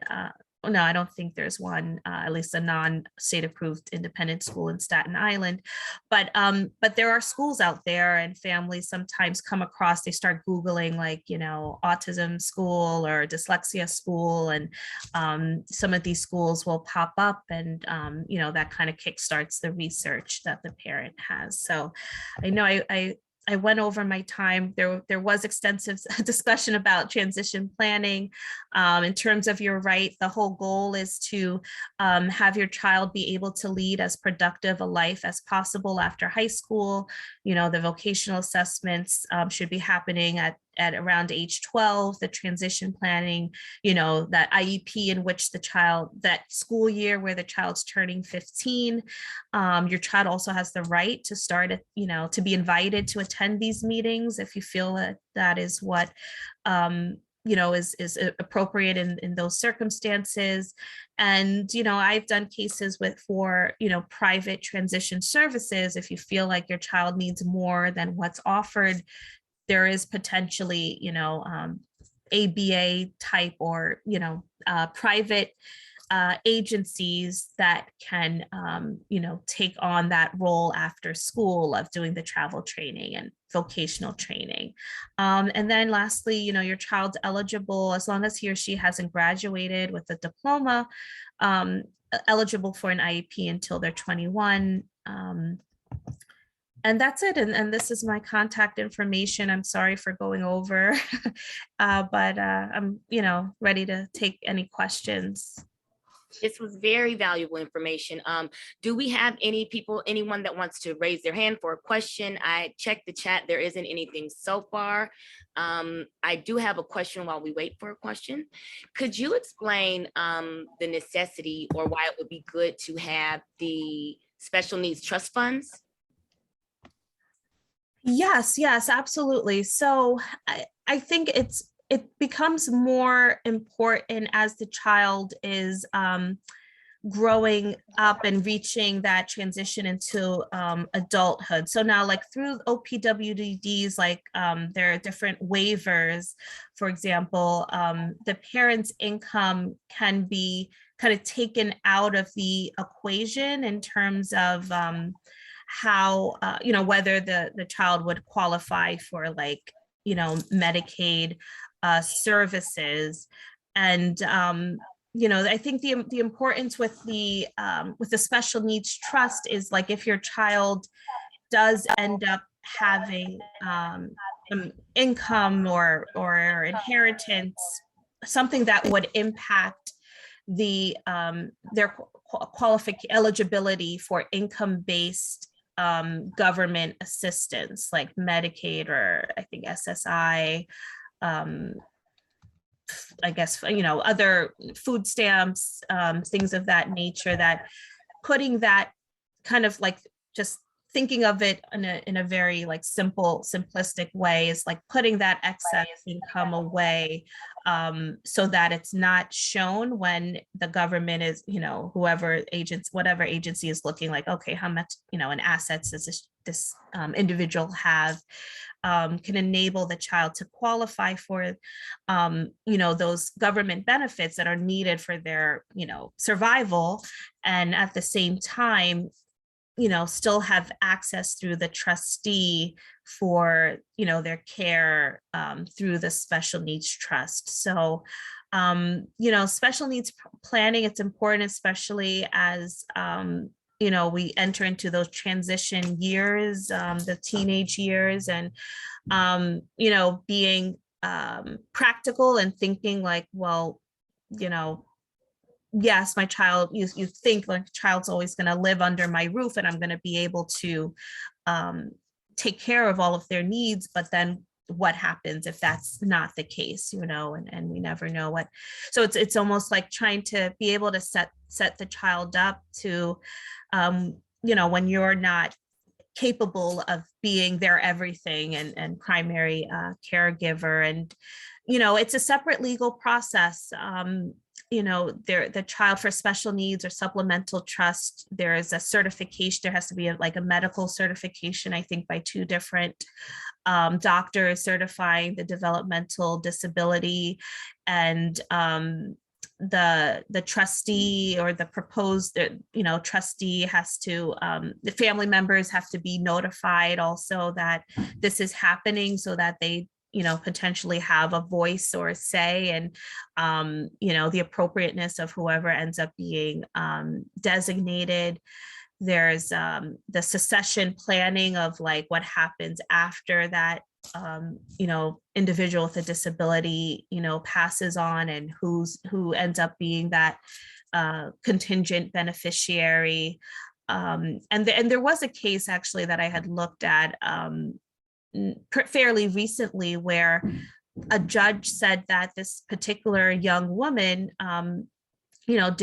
didn't need kind of like the type of guardianship over property and person that her mother was seeking to have under her, and said that this was a child who, not a child, no longer a child, but a young adult who had the means to manage certain these financial aspects of her life without kind of the guardianship and that comes with some of this transition planning. So it's something to families should be thinking about and preparing for. I think it's becomes most urgent as the child is getting older, but for a number of things. For example, I had a client where the parents were suing kind of like a malpractice at the time of birth, that the child lost oxygen and ended up, I guess, being diagnosed with a particular disability. And I remember talking to this parent about, if she does, win in a settlement or in court, the money, that's, and she was like, she was going to put it in a special needs trust, and that was how she was going to, be able to protect her child, moving forward. And this was even a young, this was like a toddler. So she was already kind of, planning ahead, like, this money, wasn't going to be, for her and her husband to start spending or whatever they were going to do, but to kind of save, put it aside, and then it wouldn't impact him as he gets older and needs access to some of these, government assistance. Yeah. Thank you so much for that. I do want to make sure we get to Audrey's hand. Audrey, if you can unmute. Hi, can you hear me? Yes, we can hear you now. Perfect, perfect. So I know all of our children, we lost so much time because of the pandemic. Is there any possibility for DOE or the state, I don't know how it would work, to extend the age to maybe 22, opposed to trying to get back compensatory time and compensatory related services that were missed during the pandemic? I know there was some advocacy around that.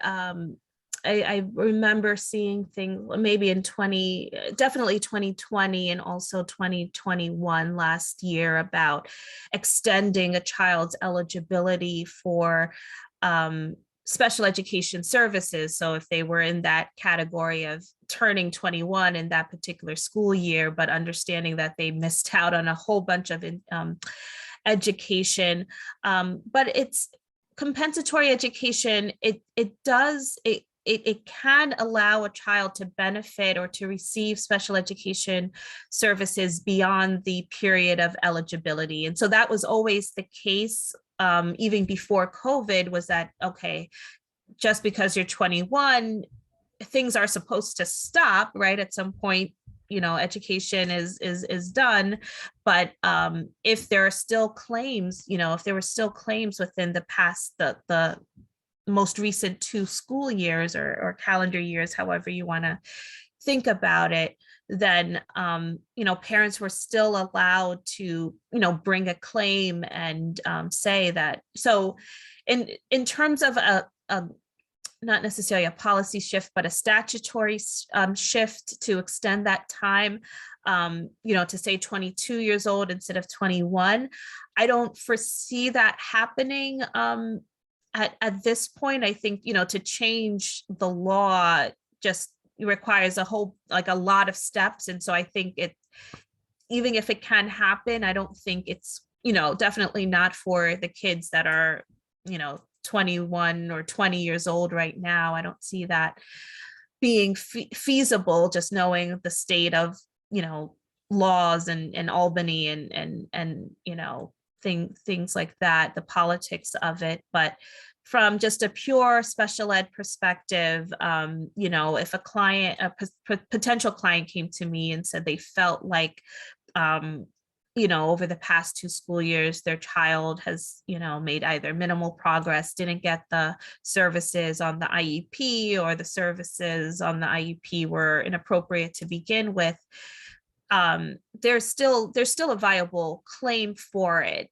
But it's going to look different. I mean, I don't know if they're going to have, a hearing officer will say this 22-year-old or 23-year-old should sit in the high school that they were attending before, but it may just be like a bank of hours that I see that, more commonly of, well, here's some private tutoring and this is going to help you move on to the next stage of what your post-secondary life, and then that is what would be ordered.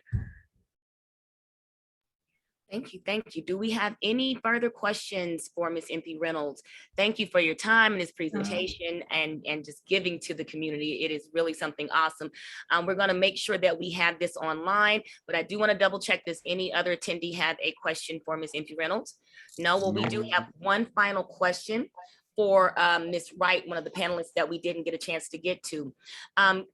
Could you tell us about some of the signs that a parent might be looking for or need to be aware of when it comes to their child in ADHD or ASD, and what may be, if something doesn't seem typical for their age range, what are some of the things that they should be looking out for behavior-wise?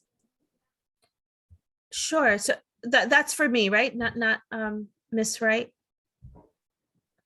That one actually is for Ms. Wright. Oh, okay, because I could just speak from my client's perspective, but Ms. Wright, I Oh, know. if you can jump in on a little bit of that too, I would love. All right, I could finally, can you guys hear me now? Because I was Yes. unmuted. All right, who would you like to answer? What are the signs to be aware of when a child is having behaviors that would not seem typical for their age range? Do you want Miss Reynolds to answer or me? I don't know. You can lead it out, Rebecca. Okay, I can lead it out. Well, I will say this, I always go towards the tantrums. A lot of people would say there are that tantruming and being cranky and wanting their way and being rigid could be normal to a certain extent. However, when we talk about the diagnosis, we're talking about longer periods of time. So you'll have children that have a diagnosis, they'll say, oh, that's typical, but then the children that have the diagnosis, it's beyond the normal time. So the tantrums are happening more frequently, longer in duration. It's a little bit more intense than a typical developing child. So I'll start with the tantrums. Also, you might have children that, they might be, well, they're shy. Well, they're shy, and then there is some signs where you notice that there's avoidance of eye contact or wanting to play alone or just really avoiding any type of social contact with any child. Or I've heard this, well, boys, it takes a little longer for the boys to start talking. I've heard pediatricians say that. And again, when I mentioned in my presentation, just, some healthcare providers are still learning a lot more about autism. And I did some research that a lot of them are not following the checklist. They're not following through with the screening that they should, but that's another topic. But to say that a child, oh, well, boys, or he's a little delayed, he'll come and he'll catch up later on.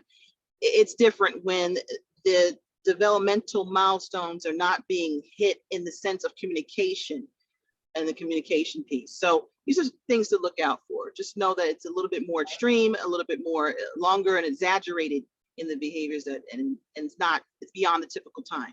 Okay, thank you so much. Miss MP Reynolds, you wanted to touch on that or? Yeah, just very quickly, because I know I had for another group, I had done a presentation about, the warning signs and why your child may actually need an IEP. So just really briefly, the standard is if there's an adverse impact on your child's educational performance. So a decline in grades, a change in their mood or mental health status, irritability, if they're having difficulty concentrating, school phobia, being fearful of getting out of the house when they know they have to go to school, very general, social and behavioral difficulties, difficulty keeping up with their classmates, of course, complaints from teachers, that's always a red flag. And then any, increase in disciplinary infractions. And then if supports that are already available, like AIS, academic intervention services, I know it's called something different now, if those things aren't working, these are all, I think, signs that perhaps getting an evaluation will help clarify what's happening. Okay, perfect. Thank you so much. Before we end our conference with our acknowledgements, I do want to let everyone know this information and these sessions will be on our website. Resources will be sent out to the people that attended. It will also be available on CCD75.org. Everything that you need. If you just want to go to the website, we should possibly have that up and working before Monday. That is the goal. I do want to say thank you to all of the presenters and for your time. And I do want to take the space to thank the people that helped pull this together. And with that being said, I want to toss it over for acknowledgements to Amy Ming Tsai, my co-chair for Outreach. Thank you, Christy. And it was an honor to work with Christy as well in the planning stage and preparation, alongside our other council members, Christy Montalvan and Constance Isudu, who we all worked really diligently to make sure that this conference was well resourced and from the great presenters here who have great knowledge for their professional and personal experiences. And then also to our entire council for making sure that this conference will work and run efficiently today on a Saturday. So we just wanted to acknowledge our presenters who took the time to create their deck and also preparation for being here today and staying on. Ryan Grimes, who is a certified pediatric nurse practitioner who has expressed her experiences through students and families through their journey. And Rebecca Wright from Right Way Care, Lala Yusubuva, apologize again, who's the executive director of Spark Kids. Thank you for sharing your program and expressing the need for our community, and hopefully we'll get more services for this program. And from Wendy, who is, I apologize, Wendy, who's from Adapt Community Network, and Francis from Manhattan Transition and Access Center, and lastly, Orona from Legals. I apologize, I'm reading from a script. MSR Legal and Consulting Services. Appreciate all of you being here and staying on. Don't forget the survey. Don't forget the survey. Yes, I will. Thank you so much, Craig. So please complete the post conference survey. Give us a little bit of feedback as to what you like, what can be improved, what maybe next time we can add to our conferences, and really hope that we can continue. This is actually our first, and we see a wealth of knowledge that our families are getting. We hope that they really enjoyed and be empowered, that you're not alone in this journey with your child and your family, but there are support teams here. And there's lots of people here also can connect you to other organizations and agencies. So we will have our survey linked in the chat as well as on our website, ccd75.org. And please also follow us on our social media platforms on Facebook, Twitter, and if I'm missing one, Christy, please add. And we'll also share all the information. Great. And then we'll share all this information. And we know that, you know, families unfortunately today weren't able to participate here because there's so many things going on around the city. So you would have an opportunity to view the clips of every session on our website. Christy will get that out to you soon. And again, I know there was some technical things that happened earlier, but thank you for just following us through the end of this. And we will stay on if anybody wanted just to leave their information in the chat box or questions or just need a little guidance. We're here, we're gonna stay on, but please take the beautiful day to enjoy with your families and stay hydrated with water and grab a snack. We know we've been here for a while and we will be back for another conference soon. So thank you so much and good afternoon now. Yes, thank you. Have a great day, everyone. Mr. Spencer, did you have anything that you wanted to add or? Yes, ladies and gentlemen, this coming Wednesday evening, our council will be leading, along with 3 other parent bodies, the superintendent candidate town hall, start at 7:15 to 9:15 p.m. Please email our council, d75council@schools.nyc.gov. If you didn't get the link, it's not through us, it's through the DOE, but we have 2 candidates. There's questions. There'll be questions from the chat that the candidates will have to stay to field.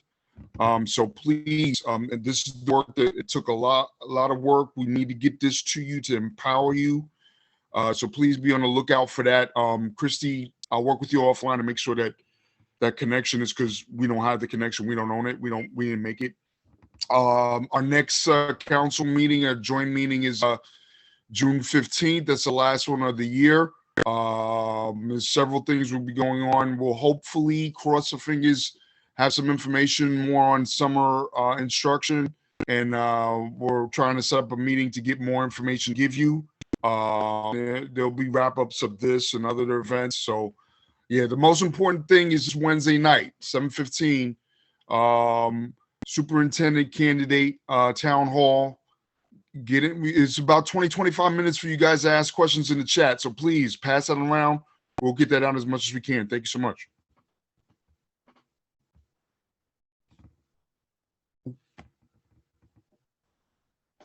Well, guess I need to unmute. With that being said, thank you again. Thank you very much, Amy Mingsai, my co-chair, for all of the council members that have supported today. I did see Patricia Hewitt, Celia, Joanne, Craig. Aisha, she came in. Thank you. Aisha, yes. Aisha is here as well. So thank you once again. Do expect to watch these online, and if you need anything else, please feel free to reach out to our council. The council email is d75council@schools.gov. Schools.nyc.gov. .nyc.gov. Thank you so much. All righty, everyone, have a great day. And Stay thank you. safe, everybody. God bless. Afternoon.